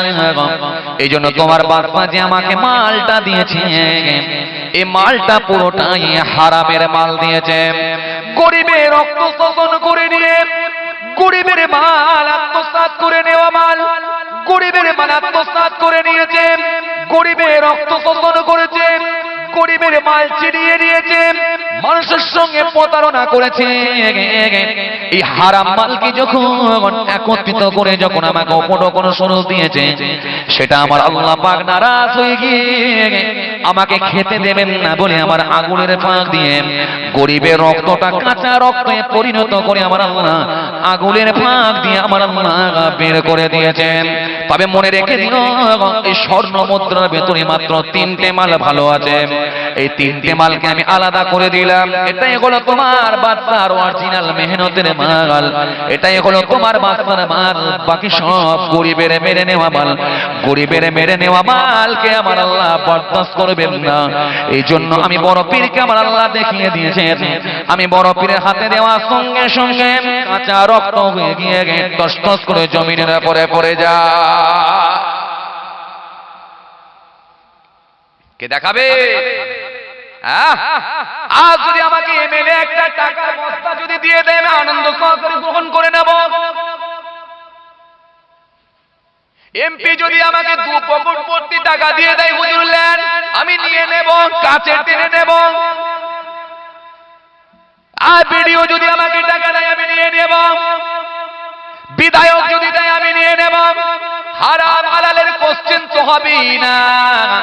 টাকা দিলে সে আমার কাছে বড় আপন হয়ে যায়, কথা না। এজন্য রাসূলুল্লাহ বলেন, একটা সময় এমন আসবে হারাম হালাল বলে দেখা দেখি আর কিছুই থাকবে না, খালি কি উপায়ে মাল পরলোক হব এটা দেখা দেখি ছাড়া আর কিছুই থাকবে না। এজন্য সমাজের মুখে বিশ্বনবী সুন্দর করে বললেন, হারাম থেকে কেউ নিষ্কৃতি পাবে না। আমাদের সমাজে এমনও ব্যবসায়ী আছে দেখতে পাই, এদের ব্যবসাটা হারাম, টাকাটাও হারাম, শরীরে যত রক্ত গোস্ত তৈরি করেছে সবটাই দেখেন হারামের পয়সায় বানিয়েছে। সমাজে এমনও মানুষ আছে দেখবেন, এরা বিকেলে চপ সিঙ্গারা, সকালেতে তেলে গরম করে, এলাকার কাস্টমার হলে দেয় না, রানিং কাস্টমার হলে মুড়ি আর তেলে ভাজা একসঙ্গে দিয়ে ঘর পাঠিয়ে দেয়, কথা ঠিক কিনা? সমাজে এমনও দোকানদার আছে দেখবেন, এরা ভালো বেগুনের সঙ্গে কানা বেগুন পাইল করে, এরকম পুরো কাস্টমার দেখলে এগুলাদের ব্যাগেতে ঢুকিয়ে দেয়, কথা ঠিক কিনা? সমাজে এমনও দোকানদার আছে 95 টাকা লিটারের তেলের দাম দিয়ে 750 গ্রাম পেট্রোল দিয়ে 250 গ্রাম কেরোসিন ভরে দিয়ে ও ট্যাঙ্কের ভিতরে ভরে দিয়ে কার্বোরেটর জাম করিয়ে দিয়ে 12টা বাজিয়ে দিয়ে 13টার ঘরে পৌঁছে দিয়ে ইঞ্জিনের দপরপর শেষ করে দিয়ে ঘর পাঠিয়ে দেয়। এরকম দোকানদার আছে না নাই? সব থেকে আফসোস লাগে, এই লোকগুলো আমার নামাজও পড়ে, জুমার নামাজও পড়ে, এই লোকগুলো আবার জুমার নামাজও পড়ে, এই লোকগুলো আবার চায়ের দোকানে বসে বসে ফতোয়াবাজিও করে। সব থেকে আফসোস লাগে, বিশ্বনবীর হাদিস, যে কোনো দিক দিয়ে হারাম খাবে, হারামের হাত থেকে কেউ রেহাই পাবে না। আর আমি রাসূলুল্লাহ বলি, তাদের শরীরে যদি জেনে শুনে যারা পরিমাণ হারাম খাদ্য ঢোকে যায়, লা ইয়াদখুল জান্নাতাল লাহমান নাবাতা মিনাস সাওতি ওয়া কুল্লু লাহমিন নাবাতা মিনাস সাওতি কানাতিন নারু আওলা বি। বিশ্বনবী বলে, ওই শরীরটা কখনো জান্নাতে যাবে না, আল্লাহর জান্নাতে কখনো প্রবেশ করবে না জেনে শুনে যদি হারাম খাদ্য খেয়ে নেয়। আমার মুরব্বিয়ানেরা শুনে রেখে দিন, যে কথা আপনাদের বুঝাতে বুঝাতে চলে না, তাহলে জবা হলো কয় প্রকার? জবা হলো 2 প্রকার। একটা হলো স্বাভাবিক পদ্ধতিতে জবা, আর একটা হলো অস্বাভাবিক পদ্ধতিতে জবা। স্বাভাবিক পদ্ধতিতে জবা কেমন জানেন? খাদ্যনালী, শ্বাসনালী, রক্তনালী, 2টা নালী অথবা 1টা নালী, 3টে নালী আপনাকে কাটতে হবে, সাথে আল্লাহর নাম নিতে হবে, তবে এই খাবারটা আপনার জন্য হালাল হয়ে যাবে। তবে মনে রাখবেন বাবাজি আমার ভাইরা, আর একটা হলো অস্বাভাবিক পদ্ধতিতে জবা, যেটা তৎকালীন সময়ে ছিল কিন্তু আজকের দিনে আর নাই। তৎকালীন সময়ে জবা কেমন ছিল জানেন? সাহাবীরা তীর মারতে, ওই তীরটা গিয়ে কোন প্রাণীকে গিয়ে যখন লাগতো, ওই শরীর দিয়ে যখন প্রবাহিত রক্ত বার হয়ে যেত, এটা খাওয়াটা তাদের জন্য হালাল হয়ে যেত। মিসকাত শরীফের মধ্যে পাওয়া যায়, এমনও পাওয়া যায় মিসকাত শরীফের মধ্যে 1 দিন 2 দিন পরে প্রাণী পেয়েছেন। সাহাবীরা জিজ্ঞাসা করলেন, ইয়া রাসূলুল্লাহ, ইয়া হাবিবাল্লাহ, হুজুর এই প্রাণীটা কি আমরা খেতে পারবো? আল্লাহ নবী বললেন অবশ্যই খাও। যদি তোমার তীরে তোমার তীরে লেগে যদি রক্ত প্রবাহিত বারো হয়ে যায়, যদি তুমি কনফার্ম হতে পারো, তাহলে তুমি অবশ্যই খেতে পারো। তবে দুর্গন্ধ যদি হয়ে যায়, দুর্গন্ধময় প্রাণীটা খবরদার খেও না। কেন দুর্গন্ধযুক্ত প্রাণী খাওয়াটা ইসলামে হারাম নয়। তবে হানাফি মাযহাবের মতে দুর্গন্ধময় প্রাণীটা খাওয়াটা হলো মাকরুহ। কেন শরীরের পক্ষে যদি ক্ষতিকারক হয়, শরীরের স্বাস্থ্যের পক্ষে ক্ষতিকারক হওয়ার জন্য এটা মাকরুহ বলে দেওয়া হয়েছে। তবে দুর্গন্ধযুক্ত প্রাণী আপনি খেলেও কিন্তু খেতে পারেন, হারাম নয়। তবে শরীরের ক্ষতি হবে বলে এজন্য মাকরুহ বলে দেওয়া হয়েছে। এজন্য না খাওয়াটাই হলো উত্তম। তবে বাবাজি আমার ভাইরা, যে কথা বোঝাতে চাইছিলাম, বিশ্বনবী বললেন তোমরা খাও, কোনো সমস্যা হবে না। তবে খাও, তোমরা খাও, কোনো সমস্যা হবে না। তৎকালীন সময়ে এইরকম ভাবে অস্বাভাবিক পদ্ধতিতে জবাই করা হতো, যেটা পাঁচ পাখি ছাড়া হতো। আপনাদের জানা আছে শিকারে কুকুরকে ছেড়ে দেওয়া হতো শিকার ধরার জন্য, যেটাকে বলা হয় কালবে মুআল্লাম। কালবে মুআল্লাম শিকারের কুকুরের শর্ত হলো তিনটা। এক নাম্বার হলো ছেড়ে দিলেই দৌড়াবে, দাঁড়াতে বললে দাঁড়াবে। তিন নাম্বার শর্ত হলো ওই প্রাণীটাকে ধরে নিয়ে এসে তার মনিবের কাছে পৌঁছে দেবে। এই তিনটে শর্ত যদি মিলে যায়, ওই প্রাণীটা খাওয়া আপনার জন্য হালাল হয়ে যাবে। আজকে তো আর না এরকম সিস্টেম, আছে তৎকালীন সময় ছিল, তৎকালীন সময় ছিল, কিন্তু আজকের দিন আর নাই। কথা বুঝে আসছে? এই অসহযোগী পদ্ধতিতে এইভাবে জবাহ করা। তবে বিশ্বনবী আমার সুন্দর করে বললেন, বিশ্বনবী আমার সুন্দর করে বললেন, খাইবারের দিন আল্লাহর নবী বললেন তোমরা নখ দিয়ে, থাবা দিয়ে, ধরে দাঁত দিয়ে শিকার করেন, সুচালো ধারালো দাঁত দিয়ে শিকার করে, এরকম প্রাণী যেন তোমরা খবরদার খেও না। আল্লাহ নবী আরো বললেন গর্ভবতী দাসীর সঙ্গে তোমরা যেন সঙ্গম করো না যতক্ষণ না সে খালাস হয়। তিন নাম্বার আল্লাহ নবী বললেন তোমরা মুজাসসামা খাবে না, খালিসা তোমরা খাবে না। খালিসা তোমরা খেও না, মুজাসসামা তোমরা খেও না। জিজ্ঞাসা করা হলো ইয়া রাসূলুল্লাহ, হাবিবাল্লাহ, হুজুর মুজাসসামাটা কি, খালিসাটা কি? হুজুর একটুখানি বলে যে খালিসাটা কি একটু বলেন হুজুর, মুজাসসামাটা কি? বিশ্বনবীকে জিজ্ঞাসা করলো, বিশ্বনবী কি শেখায় সব আপনাকে আমাকে বলে দিয়েছে, ওটাই বাদ দেননি। আজ আমরা বাবাজি বিভিন্ন রকম ভাবে কলে কৌশলে ছলে বলে লোকে হারাম খেয়ে নিচ্ছি, হারাম খাচ্ছে। 5.5 লাখ টাকা বেটার বিয়েতে মোটা অঙ্কের ফোন নিচ্ছে, খবর জানি। তোরপরেও যেছি ভালো খাওয়া হবে বলে নামাজি লোক হিসেবে তবু যাচ্ছি তার বাড়িতে, তবু যাচ্ছি তার বাড়িতে। কেন? ভালো খাওয়া হবে, একবারে দেরাদুন চালের বিরিয়ানি হবে, কুফতা হবে, কাবাব হবে, মগজ ভাজা, ডিম ভাজা, আন্ডা ভাজা, সালাদ ভাজা, একেবারে আইসক্রিম হবে, দই হবে, সালাদ হবে, জিরু পানি হবে, পান মশলা হবে, অনেক রকমের আইটেম আছে বলে আমি নামাজি হলেও চলে যাচ্ছি, তবুও চলে যাচ্ছি। হারাম আমাকে খেতে হবে, আপনি জেনেছেন তবুও যাচ্ছেন। যদি মনে করেন না গেলে আমার উপায় নাই, আত্মীয়তা সম্পর্ক ছিন্ন হয়ে যাবে, হতে পারে, হতে পারে কি পারে না? কথা কন না কেন আপনারা? হতে পারে আত্মীয়তা সম্পর্ক আমার ছিন্ন হয়ে যাবে, সব জেনেছি তবু কি করব হুজুর, না গেলে উপায় নাই। তাহলে চলুন, একটা মাসলা আছে, সব কিন্তু মাসলায় আসতে হবে বাবা। জায়েজ আছে নাকি আগে বুঝতে হবে, না জায়েজ হলে কিন্তু কোনো কাজ হবে না। কথা বুঝে আসছে কি বলছি বাপ? যে তাহলে চলুন মাসলায় এবার আমাকে আসতে হবে। মনে করুন এমন আপনি দোকান করেছেন, যেই দোকানের পাশে একটা বিরাট বড় আমার গায়ের কম ভাইদের অনুষ্ঠান হচ্ছে, চাঁদা নেওয়ার জন্য আপনার কাছে এসেছে। এখন চাঁদা যদি না দেন তাহলে আপনার দোকান বন্ধ হয়ে যাবে। কথা কন না কেন আপনারা? এই ক্ষেত্রে আপনি কি করবেন? চাঁদা দিতে হবে, না দিলে দোকান বন্ধ হবে। আর চাঁদা দেওয়াটা ইসলামে হারাম, চলবে না। কি করবে?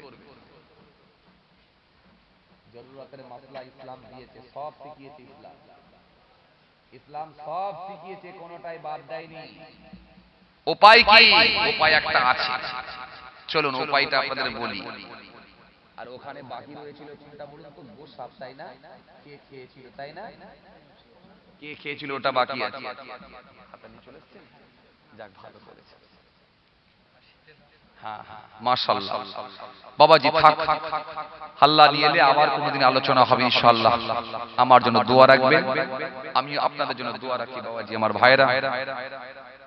ভাইরা আমার, দোস্তরা আমার, বাবাজিরা আমার, বিক্ষিপ্ত আলাপ আলোচনা করলাম। আল্লাহ পাক নিয়ে এলে আবার কোনোদিন আলোচনা হবে ইনশাআল্লাহ। আমার জন্য দোয়া রাখবেন, আমি আপনাদের জন্য দোয়া রাখি। আল্লাহ আমাদের সকলকে বলার থেকে শোনার থেকে বেশি বেশি করে আমল করার তৌফিক দেন। জোরে বলুন আল্লাহুম্মা আমিন।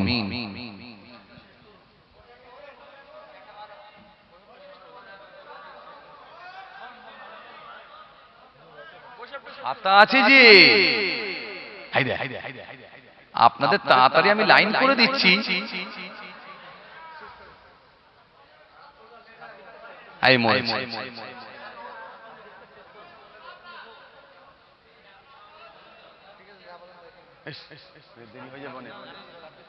অনেক ব্যাপার আছে, হাত দিয়ে লাভ নেই বাপ।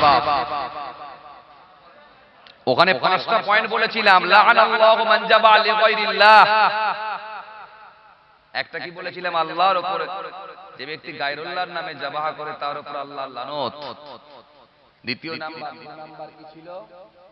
জমিনের সীমানা পরিবর্তন করে তার উপর আল্লাহর লানত।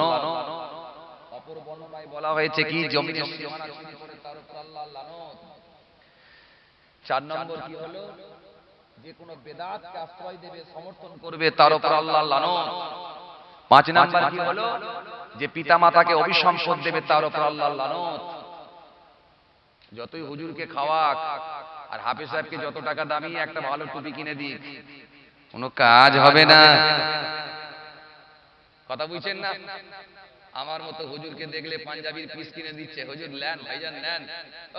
আমি যখন হায়দ্রাবাদে দেখেছি তখনই আপনার কথা মনে পড়েছে, দিয়েছি। হুজুর নেন, আপনাকে খুব মানাবে, নেন, আমি খুব খুশি। হাফেজ সাহেবকে গিয়ে বলছে, হাফেজ সাহেব আপনার জন্য নিয়ে এসেছি লুঙ্গি আর পাঞ্জাবি ছিট, আপনি নেন। হাফেজ সাহেব বড় খুশি। কিন্তু সকালবেলা শুনতে পাচ্ছি বাপকে ধরে মারছে, গালাগালি দিচ্ছে, চোখ দিয়ে পানি ঝরছে। বিশ্বনবী বলেন ওই ছেলেটার উপর আল্লাহর লানত, কখনো জান্নাতে যাবে না, জান্নাতে যাবে না। মান যারা কবরা আবাইকি আও হাদিমা বিকুল্লি জুমআতিন গুফিরা লাহু ওয়া কুতিবা বাররান। রাসূল সব শিখিয়েছেন বাবা, কোনোটাই বাদ দেননি। এইজন্য বাবাজি আমার, ভাইরা খুব সাবধানে পৃথিবীর জমিনে জীবন যাপন করতে হবে। গলা দিয়ে যেন হারাম খাদ্য ভিতরে প্রবেশ না করে। কথা বুঝে আসছে? শখ করে আপনার জন্য একবারে ছানা কিনে নিয়ে এসে হাজির হয়ে গেল।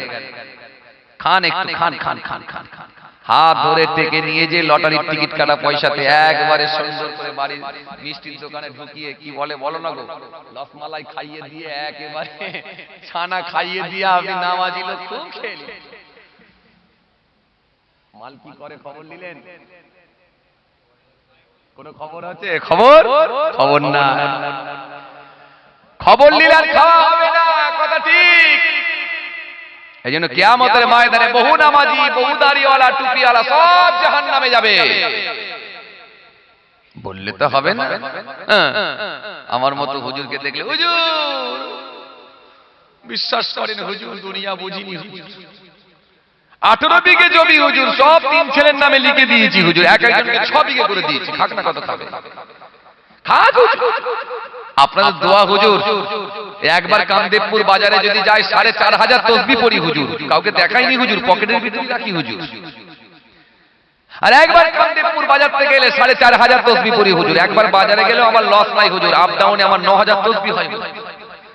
আপনাদের দোয়া দেখতে পাচ্ছেন হুজুর, একটা মেশওয়াক বের করে দেখাচ্ছে হুজুর। আপনাদের দোয়া, উজু করার আগে একবার ডান দিকে ঘুষি, একবার বাঁ দিকে ঘুষি, জানি একটা সুন্নত হবে হুজুর, আর একটা সুন্নত তুলি হুজুর। বিশ্বাস করেন হুজুর, আপনাদের দোয়া হুজুর। 3 ছেলে হুজুর 6 বিঘা করে জমি দিয়েছি, খাক না, কত খাবে হুজুর?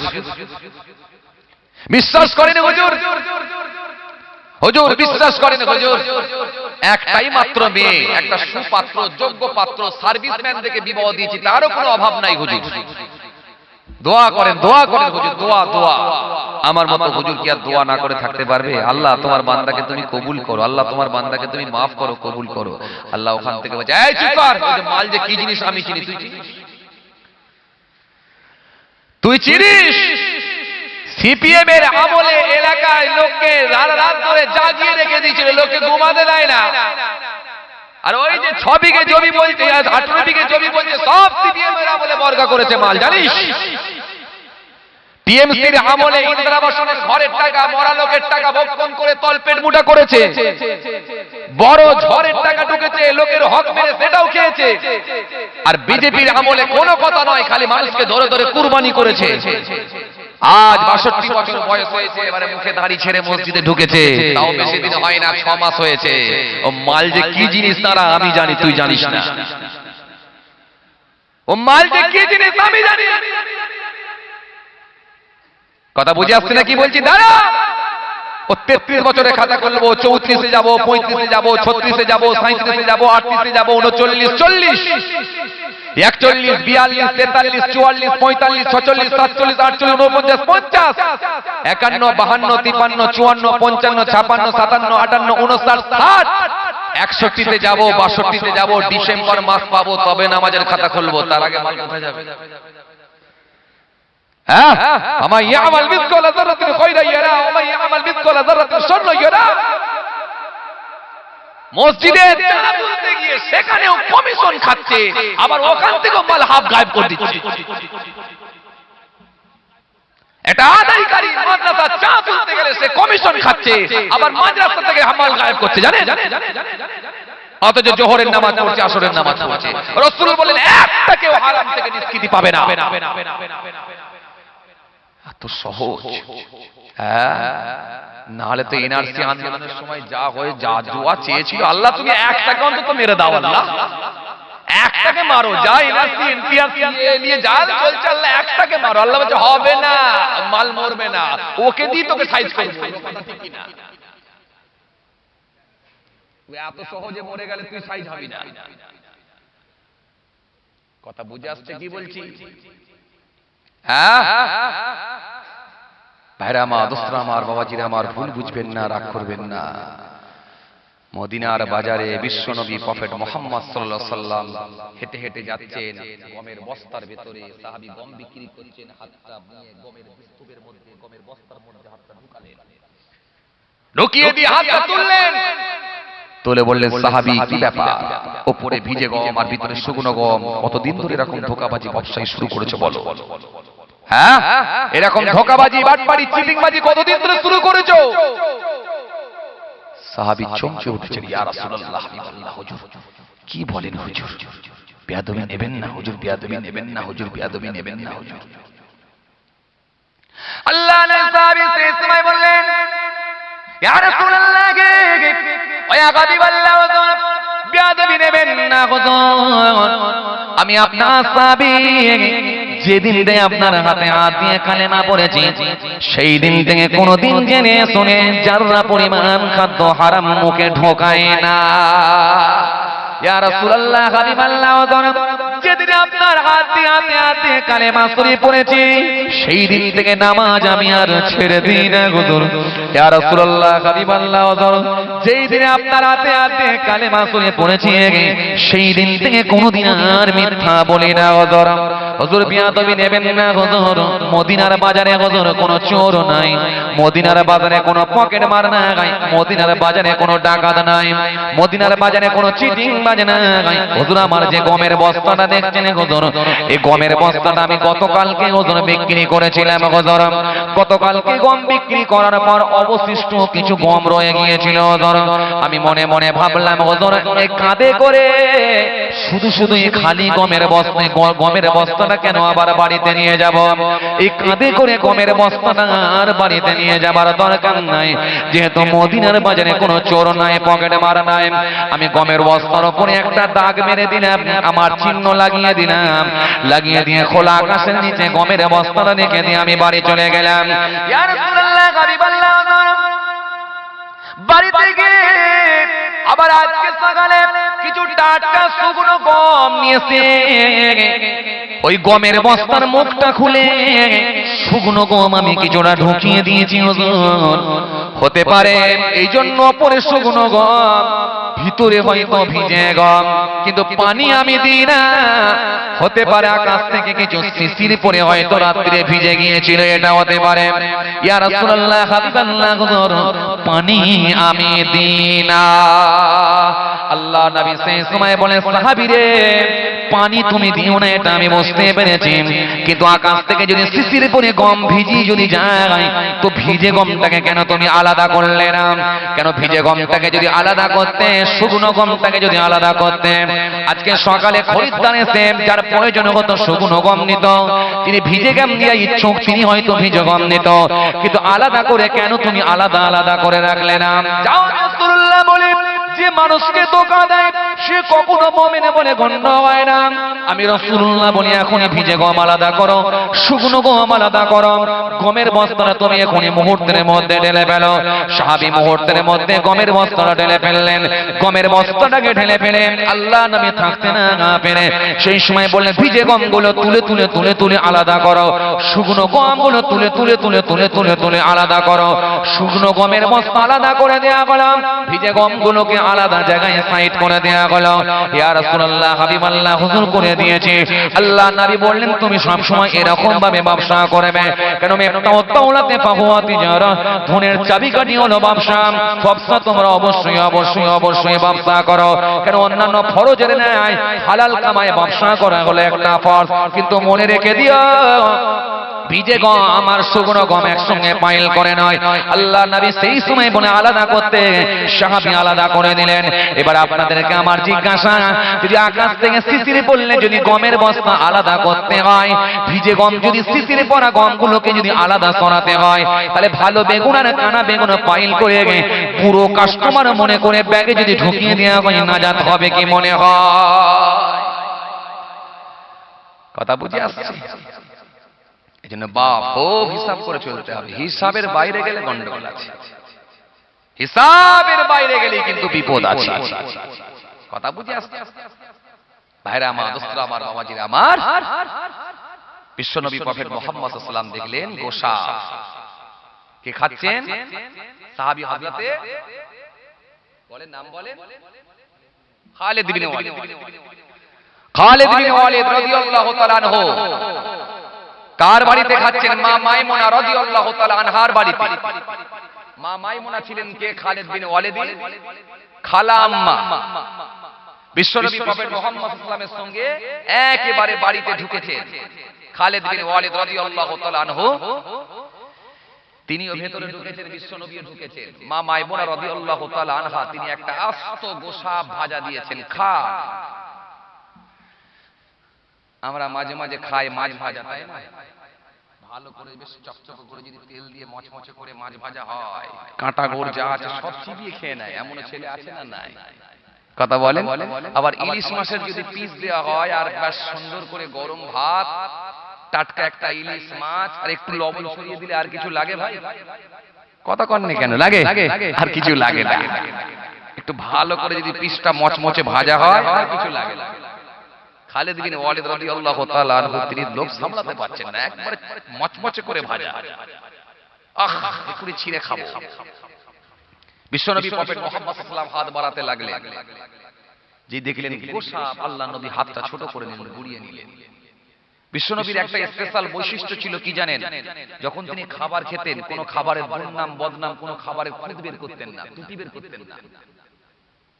বিশ্বনবীকে যদি খেতে ভালো লাগতো খেতে, খেতে ভালো না লাগলে হাত ছোট করে নিতেন। এই খাবারটা খারাপ, খাবনি, ওটা ভালো, ওটা নিয়ে এসো, এই সব কোনো কথা না। মুখে যেটা ভালো লাগতো খেতে, মুখে যেটা ভালো লাগতো না হাতটা ছোট করে নিতেন, কিন্তু খাবারের কোনো ত্রুটি বের করতেন না, যেগুলো আমরা অনেক নামাজি লোকও বের করি। কথা ঠিক কি না? বিয়ে বাড়িতে গিয়ে 17 খানা রসগোল্লা খেয়েছে, দেরাদুন চালের ভাত খেয়ে, বিরিয়ানি খেয়েছে, 750 হাড় জমা করেছে, এরপরে জিরু পানি খেয়ে সব রকমের খেয়ে পেট পুড়ে আসছে। একটা আইয়ং ছেলে জিজ্ঞাসা, চাচা কেমন খেলে গো? বাবু সবই ভালো ছিল, এই ভাতের চালটা একটু মোটা হয়ে গেছে, সেদ্ধটা কম হয়েছে, শক্ত মতো লাগছিল না? চাচা ঠিকই তো ছিল। তুমি তো 750 হাড় জমা করে দিলে চাচা, এরপরও বলছে হয়নি। হ্যাঁ চাচা রসগোল্লা খেলে কটা? বলে 27টা রসগোল্লা। বলে হ্যাঁ। বলে এই যে বলো 750 সুগার। বাবা খেলেও সুগার হবে, না খেলেও হবে, যে কদিন আল্লাহ রেখেছে খেয়েই বেঁচে থাকি। আর না থাকে এই খাবারের ত্রুটি বের করে আমাদের বা সমাজে মানুষ আছে না নাই? বাড়িতে খেলেও বের করবে, লোকের বাড়িতে খেলে আরো বেশি বার করবে। বিশ্বনবী মুহাম্মদ সাল্লাল্লাহু আলাইহি ওয়াসাল্লাম হাতখানা ঘুরালেন। যাক বাবাজি আমার ভাইরা, ছোট করলাম, আল্লাহ নিয়ে এলে কোনদিন আলোচনা হবে ইনশাআল্লাহ। কথা বুঝতে পারছেন? আর আমার ভাই আমার অনেকক্ষণ ধরে আমার ভাই বসে আছে, কথা বুঝতে পারছেন? আর আমাদের তো ছোট ছোট করে টুকরো টুকরো আওয়াজ, কথা বুঝতে একটার পর একটা এসে যায়, কথা বুঝতে পারছেন? যাক মাশাআল্লাহ বাবাজি আমার ভাইরা, বিশ্বনবী মুহাম্মদ সাল্লাল্লাহু আলাইহি ওয়াসাল্লাম তিনি সব শিখিয়েছেন, সব শিখিয়েছেন। খাবারের সিস্টেম বিশ্বনবী প্রফেট মুহাম্মদ সাল্লাল্লাহু আলাইহি ওয়াসাল্লাম তিনি শিখিয়েছেন কিভাবে খাবে, আমার উম্মতরা কি করে খাবে, সব শিখিয়েছেন। কথা বুঝছেন? যাই হোক বাবাজি আমার ভাইরা,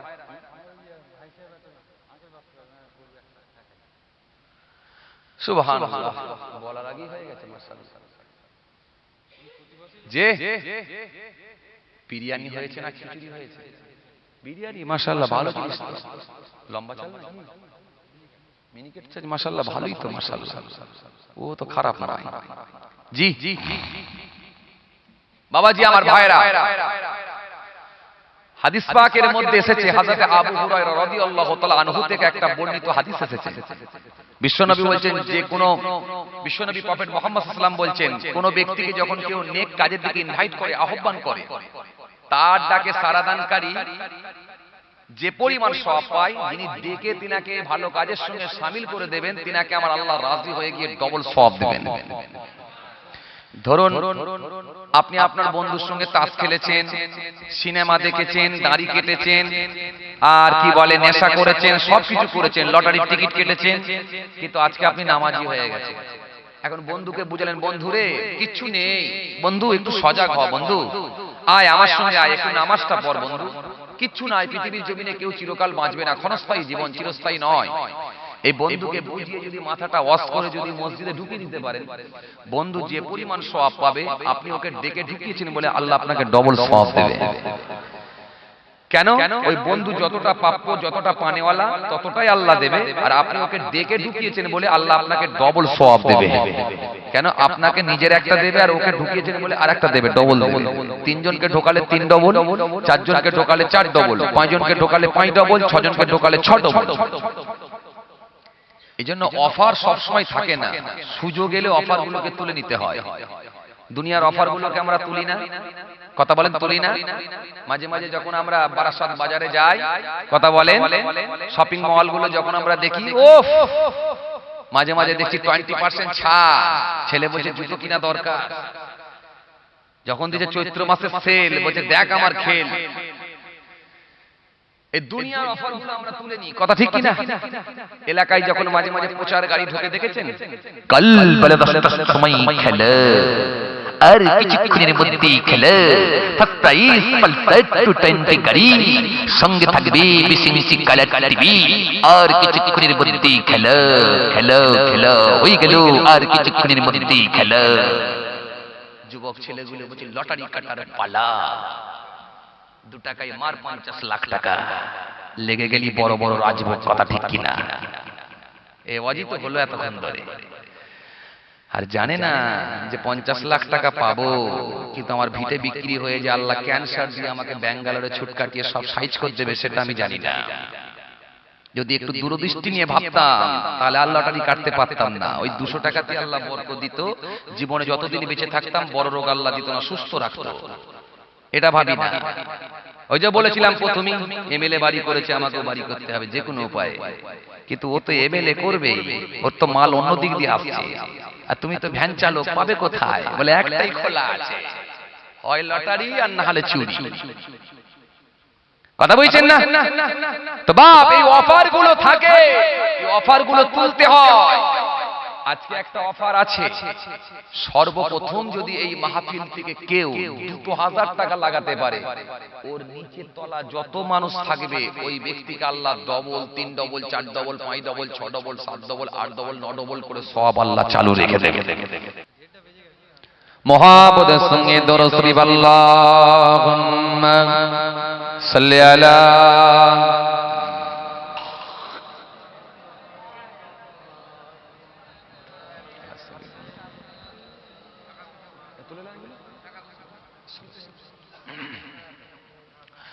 অত্যাচারে সব সীমা ছাড়িয়ে গেছে যখন আমার রব রেগে গিয়ে করোনা দিলেন তখন, আমার রব রেগে গিয়ে করোনা দিলেন তখন। বুঝে আসছে তো আপনাদের? করোনার মৌসুম চলছে বলে করোনা দিয়ে শেষ করে দিচ্ছি। এ আমার নিজেরই তৈরি করা। অত্যাচারে সব সীমা ছাড়িয়ে গেছে যখন আমার রব রেগে গিয়ে করোনা দিলেন তখন, আমার রব রেগে গিয়ে করোনা দিলেন তখন, আমার রব রেগে গিয়ে করোনা দিলেন তখন। আল্লাহুম্মা সাইয়্যিদনা মাওলানা মুহাম্মদ, আওয়াজ করে পড়ে ওয়া আলা আলি সাইয়্যিদনা মাওলানা মুহাম্মদ সাল্লাল্লাহু আলাইহি ওয়াসাল্লাম। তোমরা ভেবেছিলে পৃথিবীটা মোদের, যাকে ইচ্ছা তাকে মারব, কথা হবে কিসের? রব বললেন ওরে না, এটা আর হবে না, করোনা দিলাম আমি কাউকে আর ছাড়ব না, করোনা দিলাম আমি কাউকে আর ছাড়ব না, করোনা দিলাম আমি কাউকে আর ছাড়ব না, করোনা দিলাম আমি কাউকে আর ছাড়ব না। আল্লাহুম্মা